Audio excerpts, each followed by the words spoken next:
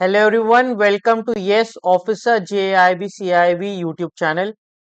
कैसे हैं आप सभी? आई होप आपकी प्रिपरेशंस अच्छी चल रही होंगी। मैं हूं आपके साथ शुभम गुप्ता और आज हम करेंगे अपना यूनिट नंबर 4 और यूनिट नंबर 5 अपने क्रैश कोर्स सीरीज में। इन दो यूनिट से कम आप 6 क्वेश्चंस एक्सपेक्ट कर सकते हो। यूनिट 1 से 2 क्वेश्चन आपको आएंगे ही आएंगे, यूनिट 2 में से 3 क्वेश्चंस, यूनिट 3 में से 2 से 3 क्वेश्चंस और यूनिट 4 और 5 में से 6 क्वेश्चन। तो लगभग 13 से 14 क्वेश्चंस आप इन 5 यूनिट से ही एक्सपेक्ट कर सकते हो। चलो स्टार्ट करते हैं अपना यूनिट नंबर 4 के साथ। यूनिट 4 में सबसे पहले हमें क्या देखना है। जो बैंक होता है, बैंक अलग अलग एंटिटीज के साथ, अलग अलग इंडिविजुअल्स के साथ डील करता है। तो जो इंडिविजुअल्स हैं इनके अलग अलग टाइप के अकाउंट खुलते हैं, जैसे सिंगल अकाउंट खुल सकता है, ज्वाइंट अकाउंट खुल सकता है। और जब हम एंटिटी की बात करते हैं तब कंपनी हो सकती है, पार्टनरशिप हो सकती है, एलएलपी हो सकती है, सोल प्रोप्राइटर हो सकती है, ट्रस्ट हो सकता है। तो एंटिटीज के साथ अलग अलग अकाउंट्स खोलता है। तो इन जो कस्टमर्स हैं हमारे, उनके बारे में इस यूनिट के बारे में दिया गया है। तो सबसे पहले पर्सनल अकाउंट्स की बात करेंगे। Personal accounts basically individual accounts होते हैं।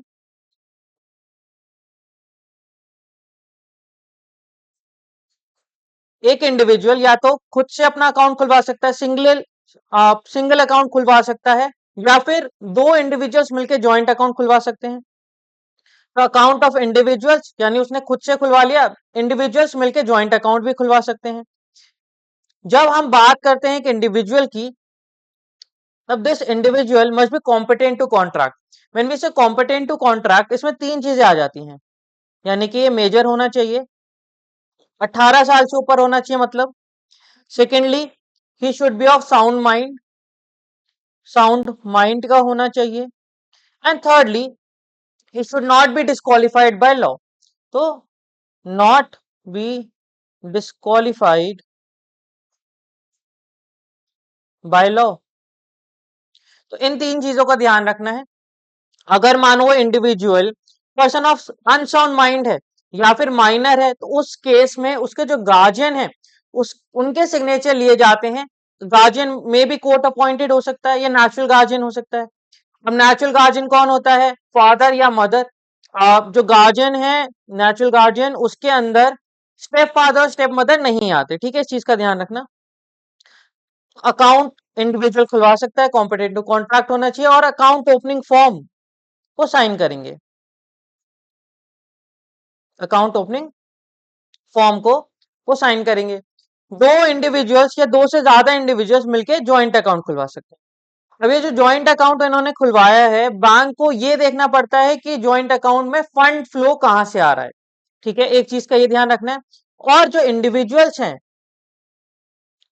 इनके बीच रिलेशनशिप क्या है, वो आपको डिटरमाइन करना होता है। इनका रिलेशनशिप क्या है और फंड कहां से आ रहे हैं। ज्वाइंट अकाउंट क्यों खुलवाता है एक आदमी, मतलब दो आदमी मिलकर ज्वाइंट अकाउंट क्यों खुलवाते हैं? या तो उनको ज्वाइंट एक्सेस चाहिए, ज्वाइंट एक्सेस चाहिए ओवर फंड्स, या फिर कन्वीनियंट के लिए। जैसे फॉर एग्जांपल, एक हस्बैंड है, मिस्टर ए और मिसेज ए, इनकी वाइफ है। ठीक, तो मिस्टर ए और मिसेज ए मिलकर ज्वाइंट अकाउंट खुलवाते हैं। यहां पर फंड्स तो मिस्टर ए इन्फ्यूज करते हैं उस अकाउंट के अंदर, जो पैसा कमाते हैं मिस्टर ए कमाते हैं। पर मिस्टर ए चाहते हैं जो इनकी वाइफ है वो इजीली इन फंड्स को एक्सेस कर पाए। तो फॉर कन्वीनियंस ये क्या खुलवा सकते हैं? ज्वाइंट अकाउंट खुलवा सकते हैं। या फिर इन केस ऑफ डेथ, मानो मिस्टर ए की डेथ हो जाती है, तो मिसेज ए को कोई परेशानी ना आए इन एक्सेसिंग दोज फंड्स, उसके लिए ज्वाइंट अकाउंट खुलवा सकते हैं। ठीक है, अब बात करते हैं अकाउंट ऑफ इंडिविजुअल्स की। तो इंडिविजुअल अकाउंट की पहले बात करते हैं, उसमें फिर धीरे धीरे हम इलिटरेट पर्सन पर आएंगे। ठीक है, can be open by singly jointly by two और मोर इंडिविजुअल्स, कॉम्पिटेंट होना चाहिए। जैसे बात करी ज्वाइंट अकाउंट की, हम बात कर चुके हैं। NRIs are also permitted to open joint account. किसके साथ खुलवा सकते हैं? वो अपने क्लोज रिलेटिव के साथ खुलवा सकते हैं। और जो ज्वाइंट अकाउंट मैंडेट होता है, उसके बारे में बात करेंगे हम। पर ये याद रखना, ई और एस होता है एनआरए के केस में। ठीक है, ज्वाइंट अकाउंट मैंडेट बहुत सारे तरीके के होते हैं, ई और एस, एफ और एस, ए और एस, या फिर आप सब ज्वाइंटली हो सकता है। तो इन सारे ज्वाइंट अकाउंट मैंडेट्स की हम बात करेंगे। पर एक चीज जो अभी इस पॉइंट पे आपको याद रखनी है वो ये रखनी है कि जो एनआरआई है अगर वो अपना ज्वाइंट अकाउंट खुलवाता है किसके साथ खुलवा सकता है, किसी क्लोज रिलेटिव के साथ खुलवा सकता है। वो जो ज्वाइंट अकाउंट खुलवाया है वो उसका ऑपरेशंस कैसे होंगे उस अकाउंट के, ई और एस होगा, ईदर और सर्वाइवर बेसिस पर होगा। ठीक है, अकाउंट ओपनिंग फॉर्म जो है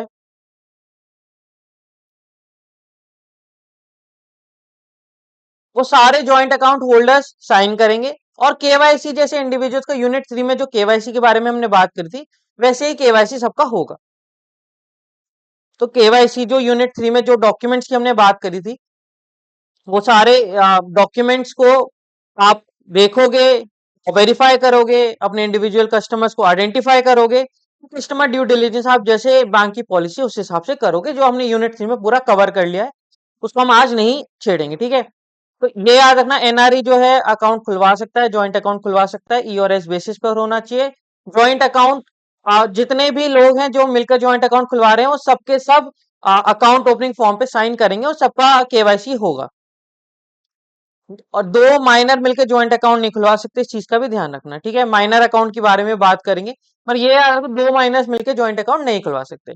नाउ व्हेन वी से काउंट्स ऑफ इलिटरेट पर्सन, अब हो सकता है कि इंडिविजुअल जो आपके पास अकाउंट खुलवाने आए हैं वो पढ़ नहीं सकते, वो लिख नहीं सकते, वो अपने साइन नहीं कर सकते, तो क्या आप उनका अकाउंट नहीं खोलोगे? ऐसा नहीं है, आप उनका अकाउंट बिल्कुल खोलोगे।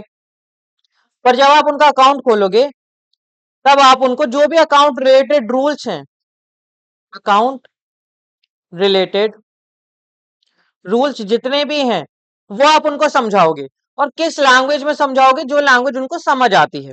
फॉर एग्जाम्पल अगर उनको हिंदी समझ आती है तो आप उनको इंग्लिश में नहीं समझाओगे, या अगर उनको मराठी समझ आती है तो आप उनको हिंदी में नहीं समझाओगे। तो जो भी वर्नाकुलर लैंग्वेज है उस रीजन की, जो भी लैंग्वेज आपके कस्टमर को समझ आती है, आप वो उस लैंग्वेज में आप अकाउंट के रूल्स उनको समझाओगे, पहली बात। दूसरी चीज, at the time of withdrawal आप उनको एडवाइस करोगे कि आप पर्सनली विजिट करो बैंक अकाउंट को अपने, और अपनी पासबुक साथ लेकर आना। जो भी आपको विड्रॉ करना है वो आप ओरली कंफर्म करते हो टू द ऑथराइज्ड ऑफिसर, उसके बाद आपका विड्रॉ होता है। ठीक है, तो at the time of withdrawal वो पर्सनली आए और अपनी पासबुक को साथ लेकर आए और जो भी विड्रॉ करना है वो ओरली कंफर्म करें। अब देखो जो इलिटरेट पर्सन है वो साइन तो नहीं कर सकते, तो आप इस केस में क्या करते हो, आप उनका लेफ्ट थंब इंप्रेशन लेते हो। क्या लेते हो? Left thumb impression. तो आप उनका अंगूठा जो है लेफ्ट हैंड का वो लगवा लेते हो। फोटोग्राफ आप ऑब्टेन करते हो, सभी कस्टमर से आप अपने फोटोग्राफ्स ऑब्टेन करते हो। और कितनी फोटोज लेते हो? 2 फोटो। तो आप वो इनसे भी लेते हो। आप इनको चेकबुक इशू नहीं कर सकते, चेकबुक इनको इशू नहीं हो सकती। अच्छा ये बताओ कि आपने इनका अकाउंट तो खोल दिया, पर अकाउंट की फैसिलिटी क्या रखोगे? सेविंग्स अकाउंट रखोगे या करंट अकाउंट रखोगे? अब ये पढ़ नहीं लग सकते, ये लिख नहीं सकते, ये साइन नहीं कर सकते, तो हो सकता है कि कोई इनको डिसीव कर जाए। तो आप क्या करते हो, इनका सिर्फ और सिर्फ सेविंग्स अकाउंट खोलते हो, आप इनका करंट अकाउंट नहीं खोल सकते। ठीक है, तो इनका अकाउंट कैसे खुलेगा? सिर्फ और सिर्फ सेविंग्स अकाउंट खुलेगा। अच्छा ये चाहते हैं कि मैं अपना अकाउंट खोलूं अपने किसी एक लिटरेट पर्सन के साथ, मानो एक मिस्टर ए है, ये है मिस्टर ए, इनका जो बेटा है B, he is a literate person. Mister A ने इनको पढ़ाया लिखाया अच्छे से, इनकी डिग्री वगैरह सब कंप्लीट कराई, और मिस्टर ए चाहते हैं मैं इनके साथ ज्वाइंट अकाउंट खोलूं। तो बैंक परमिट कर देता है ज्वाइंट अकाउंट के लिए। बैंक कहते हैं ठीक है आप खोल सकते हो ज्वाइंट अकाउंट, कोई दिक्कत नहीं है। पर मिस्टर बी से एक आपको ऑथराइजेशन लेटर लेना पड़ेगा, इंडेमनिटी लेटर लेना पड़ेगा। तो ऑथराइजेशन कम इंडेमनिटी लेटर आपको लेना पड़ता है उस लिटरेट पर्सन से। और इस अकाउंट के ऑपरेशंस कैसे होंगे? सिर्फ और सिर्फ ज्वाइंट होंगे, ई और एस नहीं होगा, यानी ईदर और सर्वाइवर नहीं होगा। यानी कि सिर्फ और सिर्फ लिटरेट पर्सन अगर चाहे आकर कि मैं अकेला जो अकाउंट को ऑपरेट कर लूं, ऐसा अलाउ नहीं करोगे आप सिर्फ और सिर्फ ज्वाइंट ऑपरेशंस अलाउ करोगे। तो आपको क्या याद रखना है, चेकबुक आप इशू नहीं करोगे, अकाउंट रूल्स आप उनको उस लैंग्वेज में समझाओगे जो उनको समझ आती है। आप उनको बोलोगे कि अगर आपको विड्रॉ करना है तो आप पर्सनल विजिट करो। ये जो थंब लेफ्ट थंब इंप्रेशन लोगे आप सिग्नेचर की जगह पर, ये लोगे ऑथराइज ऑफिसर के सामने, नंबर 1। और नंबर 2 एक ऐसा पर्सन होना चाहिए who is well known to the bank, person well known to the bank. तो आप इन दो की प्रेजेंस में, authorise officer and the person who is well known to the bank, इन दोनों की प्रेजेंस में लेफ्ट हैंड का थंब इंप्रेशन लोगे और ज्वाइंट अकाउंट आप ऑपरेट करने के लिए उनको अलाउ कर सकते हो, प्रोवाइडेड आप सिर्फ और सिर्फ ज्वाइंट ऑपरेशंस रखोगे, ई और एस नहीं रखोगे। Now let's talk about account of blind person. There is no legal bar on opening an account of blind person. Again current account आप नहीं खोल सकते इनका भी, ये सब यूनिट 5 का है, तो उसके साथ थोड़ा थोड़ा हम इंटीग्रेट करते हुए चल रहे हैं। तो जब यूनिट 5 पे पहुंचेंगे आफ्टर 40 स्लाइड्स और सो, तब आपको थोड़ा ये और रिलेट होने लगेगा, ठीक है। तो अकाउंट ऑफ ब्लाइंड पर्सन में आप करंट अकाउंट नहीं खोल सकते, सिर्फ और सिर्फ सेविंग्स अकाउंट खोल सकते हो। अब आपको थोड़ी सी extra care, extra caution exercise करनी पड़ती है, क्योंकि सिग्नेचर में वेरिएशन हो सकता है, वो उनकी थोड़ी सी डिपेंडेंसी होती है दूसरे पर्सन पर, तो उनके साथ कोई फ्रॉड ना हो जाए, इस बात का भी ध्यान रखना है। बैंक को फाइनेंशियली इंक्लूड करना है इन लोगों को। ब्रांच मैनेजर अगर सेटिस्फाइड है तो अलाउ करता है कि जो ब्लाइंड पर्सन है वो अपना अकाउंट खुद से ऑपरेट कर सकते हैं। और अगर लगता है कि इनको थोड़ी मुश्किल हो सकती है तो वो क्या करते हैं, इनका नेक्स्ट ऑफ किन, जैसे कि इनके हस्बैंड, आप इनका बेटा, इनके इसके फादर, तो जो नेक्स्ट ऑफ किन है उनके हेल्प से ये अपने अकाउंट्स को ऑपरेट कर सकते हैं। जब भी कोई ट्रांजेक्शन ये करेंगे तब इनके बैलेंस को आपको इनको बताना पड़ेगा कि कितना बैलेंस है। और ऐसे नहीं चिल्ला के बताओगे कि सबको बता दो, ऐसे नहीं करना, प्राइवेटली बताओगे आप, ठीक है। सिग्नेचर ले सकते हो आप इनको, और सिग्नेचर्स में अगर आपको लगता है कि कोई वेरिएशन आ रहे हैं, सिग्नेचर ठीक से नहीं हो रहे हैं, तब आप क्या करोगे, आप इनका भी लेफ्ट हैंड थंब इंप्रेशन ले लोगे। And it has to be attested by person who is well known to the bank. दो फोटोग्राफ्स आपको सबकी चाहिए, ये चीज याद रखना। जितने भी आपकी एंटिटीज होती हैं उनका पैन कार्ड आप लेते हो, जिसका भी आपके पास अकाउंट है आपको उसकी फोटोग्राफ चाहिए ही चाहिए, ठीक है। चाहे वो कंपनी है तो कंपनी ने किसी को ऑथराइज कर रखा होगा, जिसको भी ऑथराइज करा है उसका उसकी फोटोग्राफ चाहिए। कोई भी इंडिविजुअल अगर उसका अकाउंट है तो उसकी फोटोग्राफ चाहिए। एक सेट ऑफ फोटोग्राफ जो होता है 2 फोटो का, ठीक है, तो इस चीज को याद रखना। तो नेक्स्ट ऑफ किन से करा सकते हो, जो ट्रांजेक्शन का अमाउंट है वो बताना पड़ेगा। Account of minor, minor basically a person who is less than the age of 18 years. कहां पर लिखा है, मेजोरिटी एक्ट ऑफ 1875 है उसमें मेंशन्ड है। And again Indian contract act क्या कहता है कि कोई भी अगर आप कॉन्ट्रैक्ट में आते हो माइनर के साथ, वो क्या होता है, वॉइड एप इनिशियो होता है, वॉइड एप इनिशियो, यानी कि void from the very beginning. ये कॉन्ट्रैक्ट जो है वो in the eyes of law contract है ही नहीं, ठीक है, कभी से कॉन्ट्रैक्ट था ही नहीं। तो बैंक को थोड़ी सी कॉशन एक्सरसाइज करनी पड़ती है, इनको आप लोन नहीं दे सकते हो।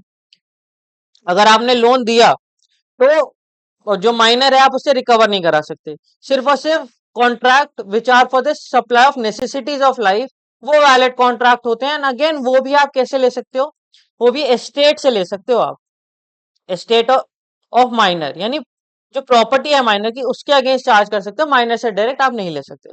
पर अगर माइनर ने किसी को लोन दिया है तो माइनर उसको रिकवर कर सकता है, क्यों, क्योंकि जो माइनर है वो बेनिफिशियरी होता है, तो वो रिकवर कर सकता है।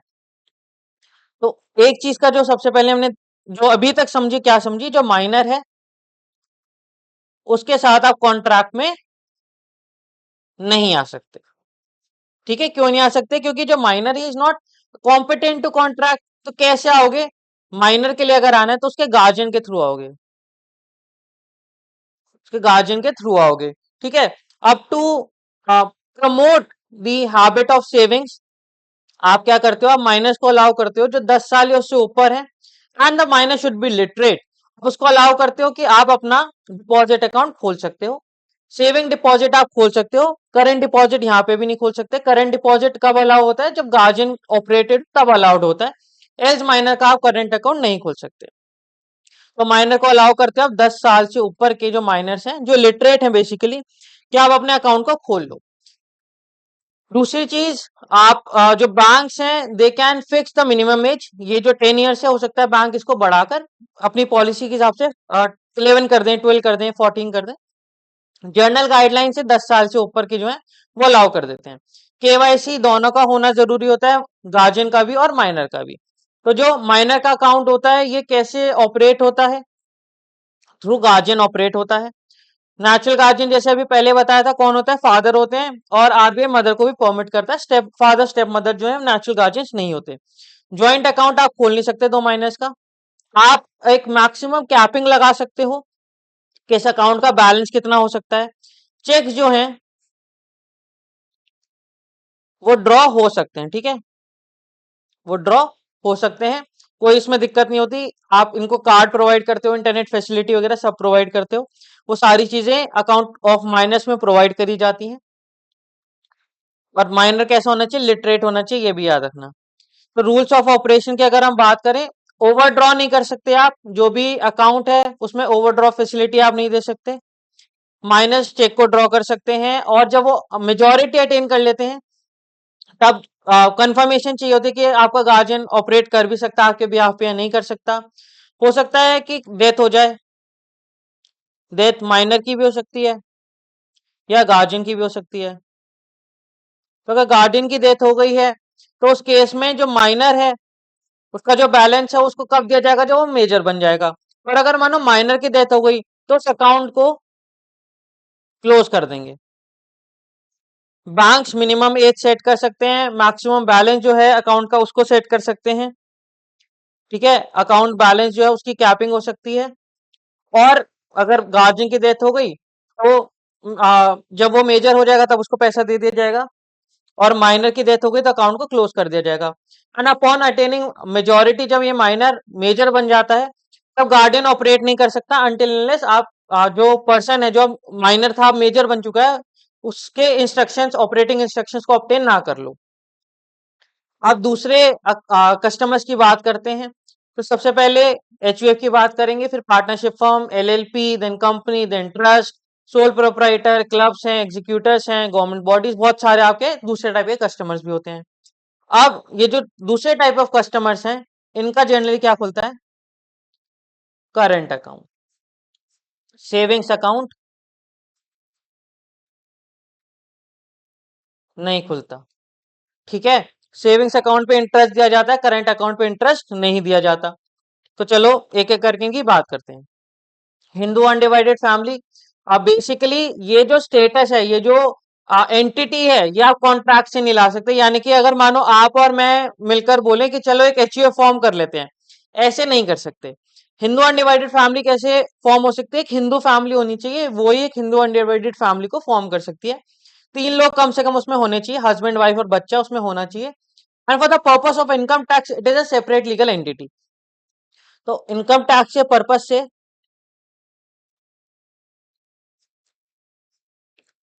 It is a separate legal entity. वैसे सेपरेट लीगल एंटिटी नहीं होती, but for the purpose of income tax it is a separate legal entity, ठीक है। इसमें जो हेड होता है, हेड ऑफ फैमिली, उसको बोलते हैं कर्ता। और जो बाकी के मेंबर्स होते हैं उनको बोलते हैं को पार्टनर्स। तो एल्डेस्ट, पहले मेल चाइल्ड होता था, दिल्ली हाई कोर्ट की जजमेंट आई थी जिसमें बोला कि फीमेल जो मेंबर है, जो एल्डेस्ट फीमेल मेंबर है वो भी एज कर्ता परफॉर्म कर सकती हैं। हिंदू सक्सेशन एक्ट में अमेंडमेंट्स हुए थे, 2005 में अमेंडमेंट हुए थे। उसके बाद ये कहा गया कि जो फीमेल मेंबर्स हैं वो भी को पार्टनर्स बन सकती हैं। तो जो भी अडल्ट फीमेल मेंबर्स हैं, आइदर मैरिड और unmarried, they can B adult को पार्टनर्स, ठीक है, दे कैन बी को पार्टनर्स। जो अडल्ट फीमेल मेंबर्स है दे कैन बी को पार्टनर्स। तो इनहेरिटेबल बिजनेस होता है, यानी कि मानो चेन है, ए है, ए के 2 बेटे हैं, बड़ा बेटा है बी और छोटा बेटा है सी। फिर बी के 2 बेटे हैं, सी के एक बेटी है, एक बेटा है। तो ये क्या है, ये एक हिंदू अनडिवाइडेड फैमिली बन रही है। इसमें जो ए है ये करता है, अमान उसकी डेथ हो जाती है तो जो इसका बड़ा बेटा है, जो एल्डेस्ट मेंबर है, वो कर्ता बन जाएगा। इसकी डेथ हो जाती है, अब एल्डेस्ट मेंबर कौन होगा, सी होगा, फिर सी कर्ता बन जाएगा। और जो बाकी के जितने लोग हैं कर्ता के अलावा उनको क्या बोलते हैं, को पार्टनर्स। जो इम्प्लाइड अथॉरिटी होती है कि लोन अगर किसी को लेना है, अकाउंट को ओपन करना है, एसेट्स को ट्रांसफर करना है, तो उसकी इम्प्लाइड अथॉरिटी किसके पास होती है, कर्ता के पास। तो कर्ता ही इनका सब कुछ कर्ता धर्ता कहते हैं ना, तो कर्ता जो है वो कौन होता है? हेड होता है। ठीक है। आप जो भी आप बैंक में आपको अकाउंट खुलवाना है, तो आप किसके साइन लोगे अकाउंट ओपनिंग फॉर्म पे? कर्ता के लोगे। और जितने भी अडल्ट मेंबर्स हैं उन सबके फॉर्म पे साइन लोगे। अब आपको एज अ बैंक तो नहीं पता ना कि अगर मानो ए की डेथ हो गई, बी और सी बचे, बी जो है सी से सिर्फ 1 साल बड़ा है, आपको नहीं पता करता कौन है, बी है या सी है, तो आप क्या करते हो? आप एक डिक्लेरेशन लेते हो which is signed by all the adult male members of the family of the Hindu undivided family के कर्ता कौन है। आप उसको पता कराने के लिए आप एक डिक्लेरेशन लेते हो कि भाई देखो हमें तो नहीं पता करता कौन है, आपकी फैमिली है, आपको पता है करता कौन है, तो आप हमको डिक्लेयर करके दे दो आपका कर्ता कौन है। कर्ता की लाइबिलिटी जो होती है वो अनलिमिटेड होती है, और जो को पार्टनर्स की लाइबिलिटी होती है वो लिमिटेड होती है। ठीक है। और अगर मानो एक को पार्टनर का छोड़ के भी चला गया हिंदू डिवाइडेड फैमिली को, तो क्या एचयूएफ बंद हो जाएगी? नहीं, एचयूएफ की एग्जिस्टेंस पे कोई सवाल नहीं उठते। अब माइनर्स का क्या करें? हिंदू अनडिवाइडेड फैमिली के कुछ मेंबर्स एडल्ट होंगे, कुछ माइनर्स होंगे, तो उन माइनर्स के बिहाफ पर उनके गार्डियन साइन करते हैं, और उनका जो रिकॉर्ड आप उनका जो नाम है वो आप रिकॉर्ड में मेंशन कर लेते हो। तो आपको साइन किसके लेने हैं? सारे मेंबर्स के साइन लेने हैं। ठीक है।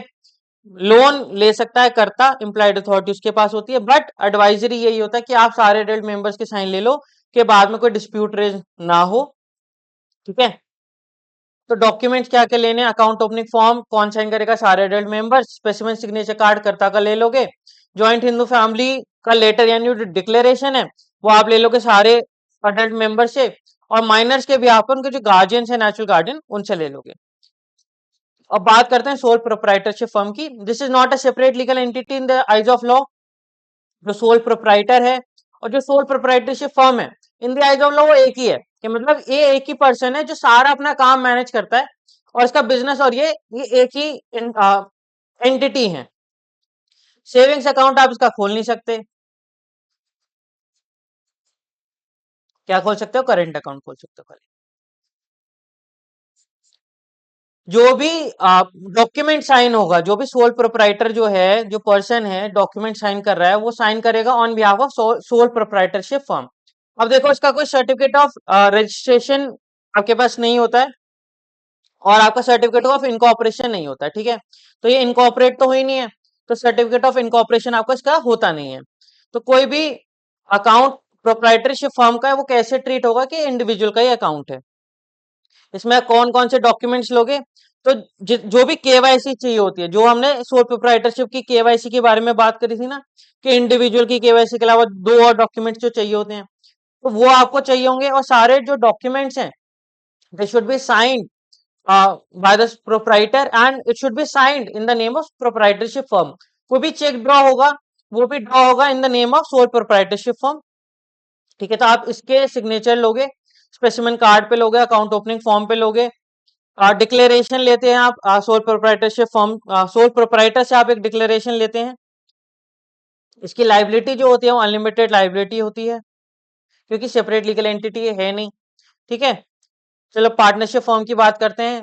इसके साथ कौन सा एक्ट जुड़ा हुआ है? इंडियन पार्टनरशिप एक्ट जो है 1932 इसके साथ है, और सेक्शन 4 डिफाइन करता है पार्टनरशिप को, कि पार्टनरशिप होती क्या है। Partnership is nothing but a relationship between persons who have agreed to share the profit. ऐसे बिजनेस के which is carried by all और by any one person who is acting on behalf of all. Basically 2 person है, A और B, they both have agreed कि हम एक business करते हैं, और जो भी उससे प्रॉफिट्स होंगे वो हम दोनों आपस में शेयर करेंगे। ठीक है। एक बिजनेस रिलेशनशिप इनके बीच में एस्टैब्लिश हो गया है, और इनके बीच में एक एग्रीमेंट हुआ है कि जो भी प्रॉफिट्स हैं वो हम दोनों शेयर करेंगे। अब चाहे तो हम दोनों मिलके काम करेंगे, या खाली ए दोनों के बिहाफ पे काम करेगा। व्हाट अब इस एंटिटी को क्या कहेंगे? इस एंटिटी को हम कहेंगे पार्टनरशिप फॉर्म। ठीक है। रजिस्ट्रेशन जो होता है कंपलसरी नहीं होता, but except in the state of Gujarat and Maharashtra, उन 2 स्टेट्स में रजिस्ट्रेशन क्या है? कंपलसरी है। Otherwise registration is not compulsory, mandatory नहीं होता रजिस्ट्रेशन, ठीक है। अगर रजिस्टर्ड है तो आप रजिस्ट्रेशन की कॉपी आप उससे ले लोगे। पार्टनरशिप फर्म के क्या रूल्स हैं, क्या ड्यूटीज हैं, क्या राइट्स हैं पार्टनर्स के, कैसे ऑपरेट करेंगे, वो सब कुछ कहाँ लिखा होता है, पार्टनरशिप डीड में। तो ये पार्टनरशिप डीड आपको ऑब्टेन करनी जरूरी है टू अंडरस्टैंड के किसके क्या राइट्स हैं, किसकी क्या ड्यूटीज हैं, ये अकाउंट जो है वो कैसे ऑपरेट होगा, ठीक है। ऑथराइज पर्सन कौन है, तो पार्टनर्स जो है आप उनके भी सिग्नेचर लोगे and उनके सिग्नेचर जो आप ले रहे हो ऑन बिहाफ ऑफ फर्म लोगे, इंडिविजुअल नहीं लोगे। चेक्स अगर कोई भी है तो वो किसको पे होगा, वो फर्म को पे होगा, क्यों, पार्टनरशिप फर्म का अकाउंट है, इंडिविजुअल पार्टनर्स का नहीं है। आप जो चेक आ रहा है वो पार्टनरशिप फर्म के अकाउंट में डालोगे। Similarly in case of company, आप वो चेक अगर कंपनी के केस में आता है तो किसको देते हो, आप कंपनी अकाउंट में डालते हो उस चेक को, ठीक है। किसी अगर इंडिविजुअल को दे दिया, कोई ऑथराइज पर्सन है उसको दे दिया, या पार्टनरशिप फर्म के केस में इंडिविजुअल पार्टनर को क्रेडिट कर दिया आपने पार्टनरशिप फर्म का एक्ट, तो बैंक जो है, बैंक की नेग्लिजेंस आ जाती है और बैंक की लाइबिलिटी बन जाती है, ठीक है। तो cheque payable to the firm should not be credited to any partner's account. अगर कोई डिस्प्यूट आ गया है, ठीक है, किसी पार्टनर ने नोटिस भेजा है, तो अगर उस अकाउंट को ऑपरेट करना है तो सारे के सारे पार्टनर्स ज्वाइंटली ऑपरेट कर सकते हैं। मानो ई और एस ऑपरेशन पहले थे तो आप ई और एस नहीं कर सकते हो अब आपको अगर करना है तो सारे मिलकर आओ और ज्वाइंटली ऑपरेट करो अकाउंट को।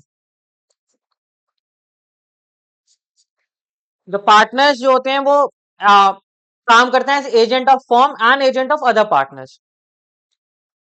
जो पार्टनर्स होते हैं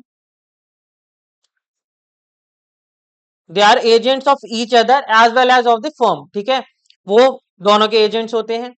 अगर कोई एक पर्सन भी काम कर रहा है पार्टनरशिप फर्म में, मतलब सारा जो बिजनेस है वो एक पर्सन मैनेज कर रहा है, पर वो पार्टनरशिप फर्म है, रजिस्टर्ड है या पार्टनरशिप डीड उसकी है, तो भी आप उसको पार्टनरशिप ही मानोगे, ऐसा नहीं है कि आप उसको पार्टनरशिप नहीं मानोगे, because partner act as mutual agents. Management अगर एक ही पार्टनर कर रहा है, एक ही पार्टनर के पास रिस्ट्रिक्टेड है, तो भी वो पार्टनरशिप है। अब अगर कोई और पार्टनर ऐड हुआ है तो क्या करना है, मानो ए था, बी था, अब ये दोनों मिलकर कहते हैं कि एक सी और पर्सन है, इसको भी पार्टनरशिप फर्म में ले लेते हैं अपनी। तो अगर आपका अकाउंट जो है वो क्रेडिट बैलेंस है, यानी पॉजिटिव बैलेंस है उस अकाउंट में, तब आप सेम अकाउंट को ऑपरेट कर सकते हो।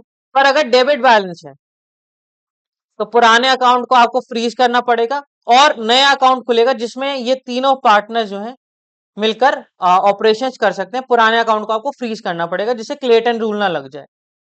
क्लेटन रूल बेसिकली होता है जो पहले लोन लिया है उसको पहले सेट ऑफ करना पड़ता है, पहले उसको पे करना पड़ता है। फॉर एग्जाम्पल किसी ने अगर पहले 10,000 का लोन लिया, ठीक है, फिर 20,000 का लिया, फिर 50,000 का लिया, और किसी ने मानो फिर 10,000 पे दिए हैं, ये डेबिट है, ये क्रेडिट है, कि उसने लोन लिया है, ये उसने लोन रीपेमेंट करी है। तो जो 10,000 है सबसे पहले जो पहला लोन लिया था उस पर अप्लाई होंगे, ये क्लेटन रूल होता है। क्लेटन रूल को अवॉइड करने के लिए जो अगर डेबिट में अकाउंट का बैलेंस है तो उसको फ्रीज कर दिया जाता है और नया अकाउंट ओपन करा जाता है। पार्टनर की अगर डेथ होती है या फिर कोई रिजाइन कर देता है तो उस केस में if there is no conditions to the contrary, partnership firm जो होती है ऑटोमेटिकली डिसॉल्व हो जाती है। पार्टनरशिप फर्म में जो पार्टनर्स की लाइबिलिटी होती है, अगेन वो अनलिमिटेड लाइबिलिटी होती है इनकी भी।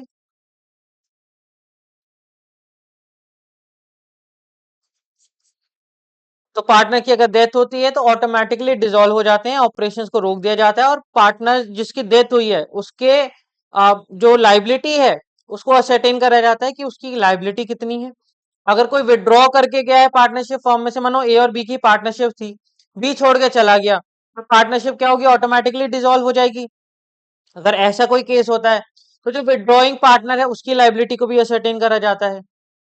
माइनर्स को आप पार्टनरशिप फॉर्म के अंदर एडमिट नहीं कर सकते, पर they can admitted only for the benefit of partnership. वो पार्टनर नहीं बन सकते, minors can not be a partner to form, but can they can be admitted only for the benefit of the partnership, यानी सिर्फ benefit के लिए उनको आप एडमिट कर सकते हो, उनको आप पार्टनर का स्टेटस नहीं दे सकते जब तक वो माइनर है। डॉक्यूमेंट कौन कौन से चाहिए होते हैं, जो स्पेसिफिक सिग्नेचर कार्ड है, जो भी ऑथराइज पर्सन है पार्टनरशिप फर्म के बिहाफ पर, उसके आपको सिग्नेचर चाहिए, सारे के सारे पार्टनर्स के साइन आपको चाहिए,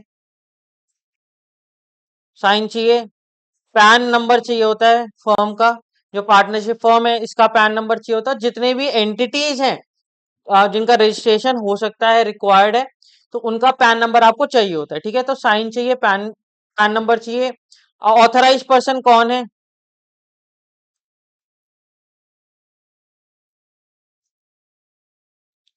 उसको असाइन करने के लिए लेटर चाहिए फ्रॉम पार्टनर्स। इसके अलावा आपको पार्टनरशिप डीड चाहिए। अगर रजिस्टर्ड है तो रजिस्ट्रेशन सर्टिफिकेट आपको चाहिए। अगर पार्टनरशिप फॉर्म रजिस्टर्ड है तो रजिस्ट्रेशन सर्टिफिकेट भी आपको चाहिए। ठीक है, limited liability partnership LLP act है 2008 का। इसको बनाया गया था कंपनीज एक्ट और पार्टनरशिप एक्ट को मिलाकर, दोनों के बेनिफिट्स को मिला के एलएलपी एक्ट बनाया गया था। अब इसमें जो लाइबिलिटी होती है वो लिमिटेड होती है, and this is a separate legal entity in the eyes of law. यानी पार्टनर्स अलग हैं और फॉर्म अलग है, यानी अगर कोई पार्टनर की डेथ हो जाती है तो अब ऑटोमेटिकली डिसॉल्व नहीं होगा। इनका एलएलपी एग्रीमेंट होता है, जिसके अंदर जो भी राइट्स हैं ड्यूटीज हैं पार्टनर्स की, वो लिस्टेड आउट होती हैं, वो लिखी होती हैं। ठीक है, कम से कम 2 डेजिग्नेटेड पार्टनर्स होने चाहिए, and this should be in accordance with LLP agreement. इनके पास अपना डीपीआईएन होना चाहिए, डेजिग्नेटेड पार्टनर आइडेंटिफिकेशन नंबर इनके पास अपना होना चाहिए। जो ये डेजिग्नेटेड पार्टनर्स होते हैं, ये रिस्पॉन्सिबल होते हैं for the all the acts of LLP. जो डेजिग्नेटेड पार्टनर्स होते हैं, सपोज करो 10 पार्टनर्स हैं पर उसमें से सिर्फ 3 डेजिग्नेटेड पार्टनर हैं, तो जो 3 डेजिग्नेटेड पार्टनर हैं they are responsible for all the acts of LLP. ठीक है, और जो 3 डेजिग्नेटेड पार्टनर हैं उनके पास अपना डीपीआईएन होना चाहिए। स्मॉल एलएलपी क्या होती है? जिसमें कंट्रीब्यूशन 25 लाख से कम हो या टर्नओवर 1 साल का 40 लाख से कम हो, उसको क्या कहते हैं? Small limited liability partnership. जैसे पार्टनरशिप फॉर्म के जो फीचर्स थे, जो ईज थी, वो मिल जाती है, और कंपनी की जो सिक्योरिटी होती है, जैसे कि सेपरेट लीगल एंटिटी है, ऑटोमेटिक डिसॉल्व नहीं होगी, परपेचुअल सक्सेशन मिल गया, तो वो सारे फीचर्स जो हैं वो एलएलपी कंबाइन करती है साथ में, और उसके बाद एक एलएलपी बनती है। ठीक है, ये स्मॉल लिमिटेड लाइबिलिटी पार्टनरशिप से आपसे पूछ सकता है कि क्या इसकी लिमिट्स होती हैं। 25 लाख रुपए कंट्रीब्यूशन होना चाहिए, उससे ज्यादा नहीं होना चाहिए, और टर्नओवर 1 साल में 40 लाख से ज्यादा नहीं होना चाहिए। इस चीज को याद रखना।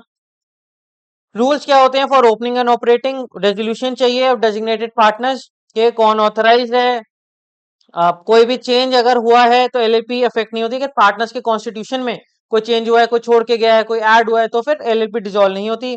ऑथराइज सिग्नेटरी कौन रहेगी? पार्टनर जो होते हैं पर्सनल लाइबल नहीं होते, जैसे ये सारी बातें हम कर चुके। ठीक है, और पैन नंबर वगैरह भी इनका चाहिए होता है। जितनी भी एंटिटीज है उनका पैन नंबर भी आपको चाहिए। ठीक है, ये याद रखना। सबके सिग्नेचर लोगे आप अकाउंट ओपनिंग फॉर्म के ऊपर। लिमिटेड कंपनीज 3 होती हैं, public limited, private limited, 1 person company. इसमें मिनिमम 7 मेंबर्स होते हैं। This is minimum. मैक्सिमम की कोई लिमिट नहीं है, अनलिमिटेड हो सकते हैं। प्राइवेट में मिनिमम 2 मेंबर्स होते हैं और मैक्सिमम 200 हो सकते हैं। 1 पर्सन कंपनी में एक ही मेंबर होता है, and followed by a nominee. Public limited basically listed companies होती हैं। अनलिस्टेड पब्लिक लिमिटेड भी हो सकती हैं। जो पब्लिक लिमिटेड यानी जिसके जो शेयर्स हैं, जिसमें पैसा जो है वो पब्लिक डाल सकती है, इन्फ्यूज कर सकती है। ठीक है, तो पब्लिक लिमिटेड जो पब्लिक के लिए ओपन है, जो पब्लिक जिसकी कैपिटल को सब्सक्राइब कर सकती है। तो जितने भी लिस्टेड कंपनीज होती हैं वो क्या होती हैं? पब्लिक लिमिटेड कंपनीज होती हैं। प्राइवेट लिमिटेड यानी वो कंपनीज जिनकी शेयर कैपिटल को कोई भी पब्लिक सब्सक्राइब नहीं कर सकती, वो प्राइवेट लिमिटेड कंपनीज होती हैं। जो क्लोज होती हैं, कि पब्लिक का जो मैटर है, पब्लिक का कोई लेना देना हमारी कंपनी से नहीं है। For example, Tata is a public company. ठीक है, जिसके शेयर जो है लिस्टेड हैं, जिसके जो कैपिटल है उसको सब्सक्राइब पब्लिक कर सकती है।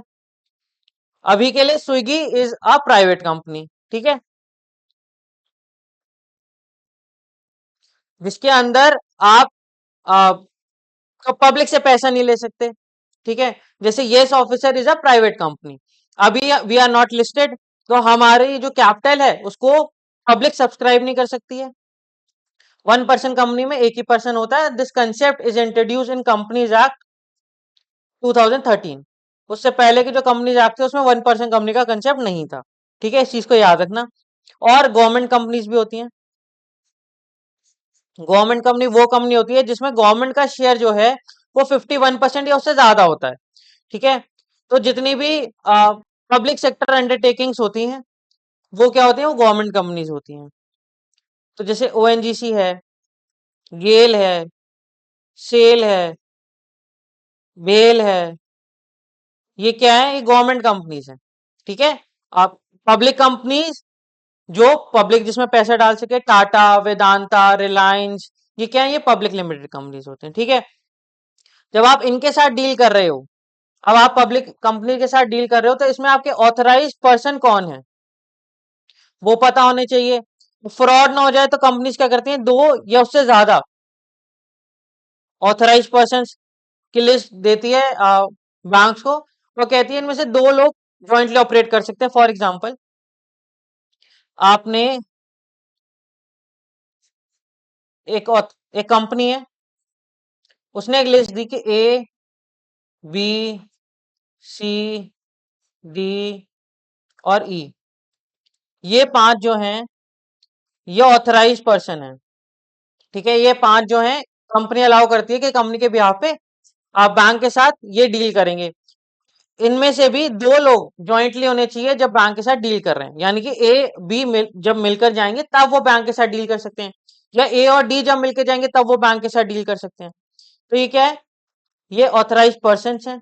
अब कंपनी तो खुद से आएगी नहीं कि कंपनी एक आर्टिफिशियल पर्सन है, नेचुरल पर्सन तो है नहीं, खुद से वो आएगी नहीं बैंक के पास डील करने के लिए। वो कैसे आएगी, ऑथराइज पर्सन के थ्रू आएगी। तो हमको इसकी लिस्ट जानना जरूरी है कि ऑथराइज पर्सन कौन है ये। तो हमको कौन कौन से सर्टिफिकेट चाहिए होते हैं, सर्टिफिकेट ऑफ इनकॉर्पोरेशन चाहिए, एमओए चाहिए, एओ चाहिए। एमओए क्या होता है कि कंपनी के ऑब्जेक्टिव्स क्या हैं, जो पब्लिक डॉक्यूमेंट्स होते हैं। एओए क्या होता है कि अपने उसके रूल्स कैसे चलेंगे, इंटरनल डॉक्यूमेंट होता है। डायरेक्टर्स कौन कौन है, बेनिफिशियल ओनर कौन है, ऑथराइज पर्सन कौन है, उसके लिए रेजोल्यूशन पास होता है कि कौन ऑपरेट कर सकता है कंपनी का अकाउंट। सबके ऑथराइज पर्सन की सबके सिग्नेचर चाहिए। पैन कार्ड चाहिए कंपनी का, तभी आप कंपनी को अलाउ करोगे कि कंपनी जो है वो आपके साथ एक कॉन्ट्रैक्चुअल रिलेशनशिप में आ सकती है। इसमें एक और चीज है कि कंपनी का अगर चेक है तो वो चेक आप किसी भी ऑथराइज पर्सन के अकाउंट में डिपॉजिट नहीं कर सकते। अगर ऐसा कर दिया अगर ऐसा कर दिया तो बैंक जो है वो लाइबल होता है। ठीक है, इस चीज का आप ध्यान रखना। अब बात करते हैं क्लब्स, एसोसिएशन और अनरजिस्टर्ड बॉडीज की। तो ऐसे एक एंटिटी जो फॉर्म हुई है फॉर अ कॉमन पर्पस, चार लोग मिले और इन्होंने कहा कि हम एक क्लब फॉर्म करते हैं। इस क्लब का एक कॉमन पर्पस होना चाहिए। एबीसीडी मिले और इन्होंने कहा एक क्लब फॉर्म करते हैं। तो क्लब का एक कॉमन पर्पस होना चाहिए। क्लब क्यों फॉर्म हुआ है, ये चैरिटेबल भी हो सकता है, ये आपका पॉलिटिकल भी हो सकता है, जो एसोसिएशन है वो रिलीजियस भी हो सकती है। These are not registered bodies, they are not registered and they are operated by the bylaws. तो ये चार लोग मिलकर एक अगर ऑर्गेनाइजेशन फॉर्म करते हैं, एक क्लब को फॉर्म करते हैं, तो ये कैसे ऑपरेट करते हैं, ये अपने बायलॉज निकालते हैं कि हम अपनी जो क्लब है, अपनी जो एसोसिएशन है, उसको कैसे गवर्न करेंगे इन बायलॉज के थ्रू। तो एज अ बैंक आपको ये बायलॉज पता होना चाहिए कि कौन ऑपरेट करता है, ऑथराइज कौन है आप में से क्लब के बिहाफ पर बैंक के साथ डील करने के लिए। तो वो बैंक को जानना जरूरी है और बैंक इन सबके सिग्नेचर्स लेता है, बायलॉ की कॉपी लेता है, स्पेसिमेन सिग्नेचर कार्ड लेता है, पैन कार्ड लेता है। आप और एक्टिविटीज वही परमिटेड होती हैं जिस पर्पस के लिए फॉर्म हुआ है। ठीक है, ये इस चीज का ध्यान रखना है। फॉर एग्जांपल, अगर फोटोग्राफी क्लब एक उन्होंने फॉर्म करा है, ठीक है, एग्जीबिशंस करेंगे, फोटोग्राफ लगाएंगे, आ, सिखाएंगे कैसे फोटोग्राफ खींची जाती है, वो कैंप्स वगैरह हम लगाएंगे और उसके थ्रू पैसे को जनरेट करेंगे, अपने मेंबर्स को बढ़ाएंगे। तो अब जो आपके बैंक अकाउंट में क्रेडिट हो रहा है, डेबिट हो रहा है, वो उस फोटोग्राफ के पर्पस के लिए, उस फोटोग्राफी कैम्प्स के लिए, उस फोटोग्राफी एग्जीबिशंस के लिए होना चाहिए। ठीक है, ऐसा नहीं होना चाहिए कि आप रैंडमली किसी एक थर्ड पर्पस के लिए उस पैसे को यूज कर रहे हो।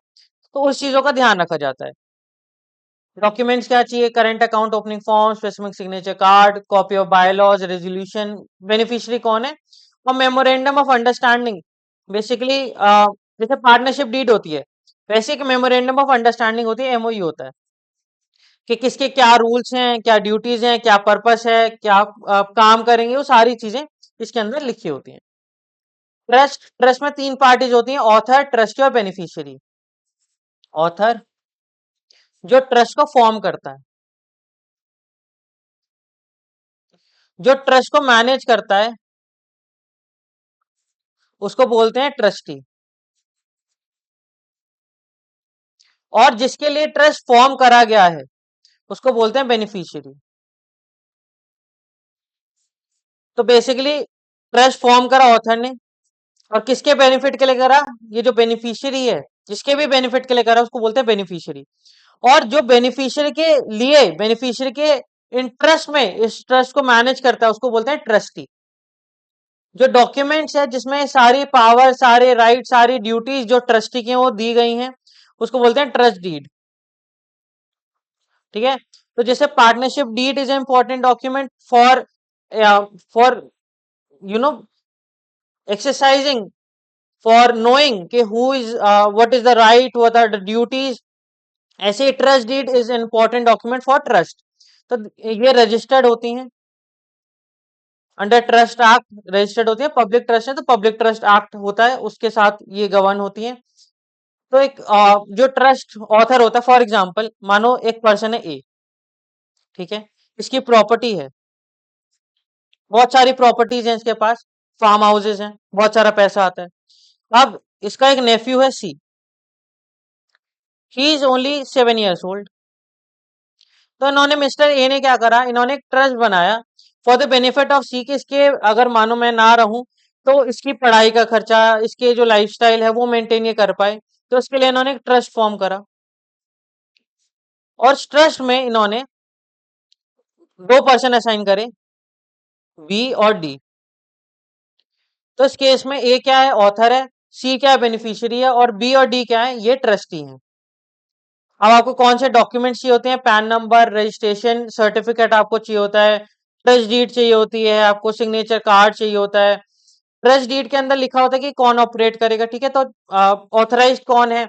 और मानो अगर ट्रस्ट डीड में नहीं लिखा तो जॉइंटली ऑपरेट करते हैं ट्रस्टीज, उस केस में जॉइंटली ऑपरेट करते हैं। रेजोल्यूशन चाहिए, करंट अकाउंट ही खुलता है ट्रस्ट का, इस चीज को याद रखना। अगर मानो ट्रस्टी इंसॉल्वेंट हो गया, तो क्या उस केस में ट्रस्ट भी इंसॉल्वेंट हो जाएगी? आंसर है नहीं, उस केस में ट्रस्ट जो है वो इंसॉल्वेंट नहीं होगी। तो ट्रस्टी के इंसॉल्वेंट होने से ट्रस्ट के इंसॉल्वेंसी पे कोई फर्क नहीं पड़ता, ट्रस्ट जो है वो सॉल्वेंट ही रहेगी। Number one. नंबर टू, अगर दो या दो से ज्यादा ट्रस्टी हैं और अगर उनमें से किसी एक की डेथ हो जाती है, तो जो पावर्स हैं वो जो बाकी के ट्रस्टीज हैं उन पे वेस्ट कर जाती हैं। Number two. नंबर थ्री, अगर इंस्ट्रक्शंस में लिखा है कि कौन ऑपरेट करेगा, तो वो पर्सन ऑपरेट करेगा, और नहीं लिखा अगर, तो ज्वाइंटली ऑपरेट करेंगे। तो आप कैसे ऑपरेशन अलाउ करोगे? ज्वाइंटली ऑपरेशन अलाउ करोगे। एग्जीक्यूटर एंड एडमिनिस्ट्रेटर्स, अगर विल है, किसी ने विल बनाई है और उसमें किसी का नाम लिखा है कि इस विल को एडमिनिस्टर कौन करेगा, अगर नाम लिखा है तो कहते हैं एग्जीक्यूटर, और अगर नाम नहीं लिखा तो यानी ही डाइड इंटरस्टेट, कोर्ट में जाया जाता है, फिर कोर्ट एक पर्सन को अपॉइंट करता है जिसको कहते हैं एडमिनिस्ट्रेटर। तो executors and administrators they are appointed to manage the property of a deceased individual. Will में अगर नाम लिखा है तो एग्जीक्यूटर होता है, विल में अगर नाम नहीं लिखा है तो एडमिनिस्ट्रेटर होता है। अगर विल में किसी का भी नाम नहीं लिखा तो कौन होता है? एडमिनिस्ट्रेटर होता है। जो भी एग्जीक्यूटर होगा, जो भी एडमिनिस्ट्रेटर होगा, उसको कोर्ट से प्रोबेट लेनी पड़ेगी या लेटर ऑफ एडमिनिस्ट्रेशन लेना पड़ेगा, और उसके अकॉर्डिंगली ही बैंक अकाउंट जो है वो आप ऑपरेट करोगे, उसको खोलोगे, और उस प्रोबेट के, उस लेटर ऑफ सक्सेशन के, लेटर ऑफ एडमिनिस्ट्रेशन के जो भी इंस्ट्रक्शंस है उसके हिसाब से ही आप उस अकाउंट को ऑपरेट करने की परमिशंस देते हो। तो रूल्स क्या होते हैं? Account must be opened based on the legal document, जो भी प्रोबेट है, जो भी लेटर ऑफ एडमिनिस्ट्रेशन है, उसके बेसिस पे। अकाउंट आप क्यों यूज करोगे? Only for the purpose of the property of deceased, related to the estate of deceased, उसके लिए ही सिर्फ अकाउंट को यूज करा जाएगा, और किसी भी पर्पस के लिए आप यूज नहीं करोगे। इससे क्वेश्चन बन जाता है कि अकाउंट किस नाम में ओपन होगा। तो बेसिकली जो इंडिविजुअल का नाम है, फॉर एग्जाम्पल अगर मिस्टर आर डिसीज्ड है, तो R followed by the term deceased, और उसके बाद जो भी एग्जीक्यूटर है उसका नाम लिखा होगा, और उसके आगे लिखा होगा एग्जीक्यूटर। ठीक है, the account is named after individual with titles of executor और एडमिनिस्ट्रेटर, जो भी स्टेट का नाम है उसके नाम से। एक्सपेंसेस जो भी इंकर्ड होंगे वो आप इस अकाउंट से सेट ऑफ कर सकते हो, बाकी और कोई एक्सपेंसेस नहीं करोगे। तो जो भी एक्सपेंसेस इंकर हुए हैं in execution of order, they may be debited to the account, और कोई भी अकाउंट कोई भी एक्सपेंस और आप डेबिट नहीं करोगे। डॉक्यूमेंट्स क्या क्या चाहिए आपको? करंट अकाउंट खोलना है, इन सबके साइन चाहिए आपको। एग्जीक्यूटर एडमिनिस्ट्रेटर कौन है उनके सिग्नेचर्स लोगे। विल अगर अवेलेबल है तो विल की कॉपी, और लेटर ऑफ एग्जीक्यूशन, प्रोबेट या लेटर ऑफ एडमिनिस्ट्रेशन, इसको आप लोगे। कोऑपरेटिव सोसाइटीज करंट अकाउंट खोल सकता है, पर आपको ये देखना है कि कोई ऐसी रिस्ट्रिक्शन तो नहीं है कि सिर्फ और सिर्फ कोऑपरेटिव बैंक के साथ खोल सकते हैं। They are also governed by the bylaws, तो उन बायलॉज की कॉपी आपको चाहिए होगी। मैनेजिंग कमेटी इनकी होती है, जिसमें प्रेसिडेंट, सेक्रेटरी और ट्रेजरर होता है। तो इनमें से कम दो लोगों के, प्रेसिडेंट प्लस जो भी एक पर्सन बचा, यानी कि सेक्रेटरी या ट्रेजरर, इनमें से किसी भी एक के साइन आपको चाहिए होते हैं फॉर ऑपरेटिंग द अकाउंट।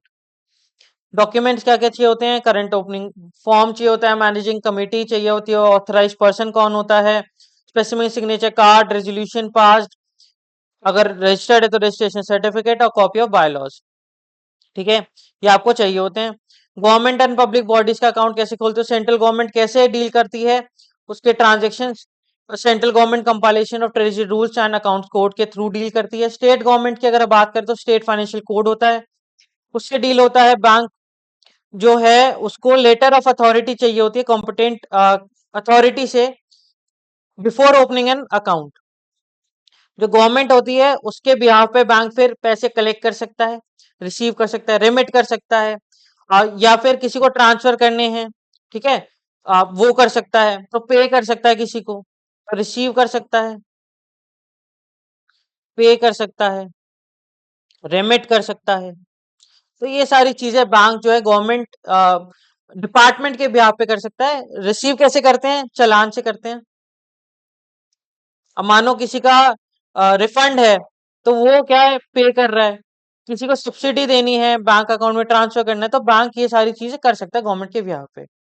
जो भी अप्रूव चालान होता है वो वैलिड रहता है for 10 days, and challan are generally given in duplicate triplicate copies बनती हैं चालान की, उसमें चालान को दिया जाता है। जैसे आप आ, मानो इनकम टैक्स चालान होते हैं, आपके ट्रैफिक चालान होते हैं, तो वो चालान किस अकाउंट में जाना है वो मेंशन होना चाहिए चालान के ऊपर, and it should be approved by treasurer और सब ट्रेजरर।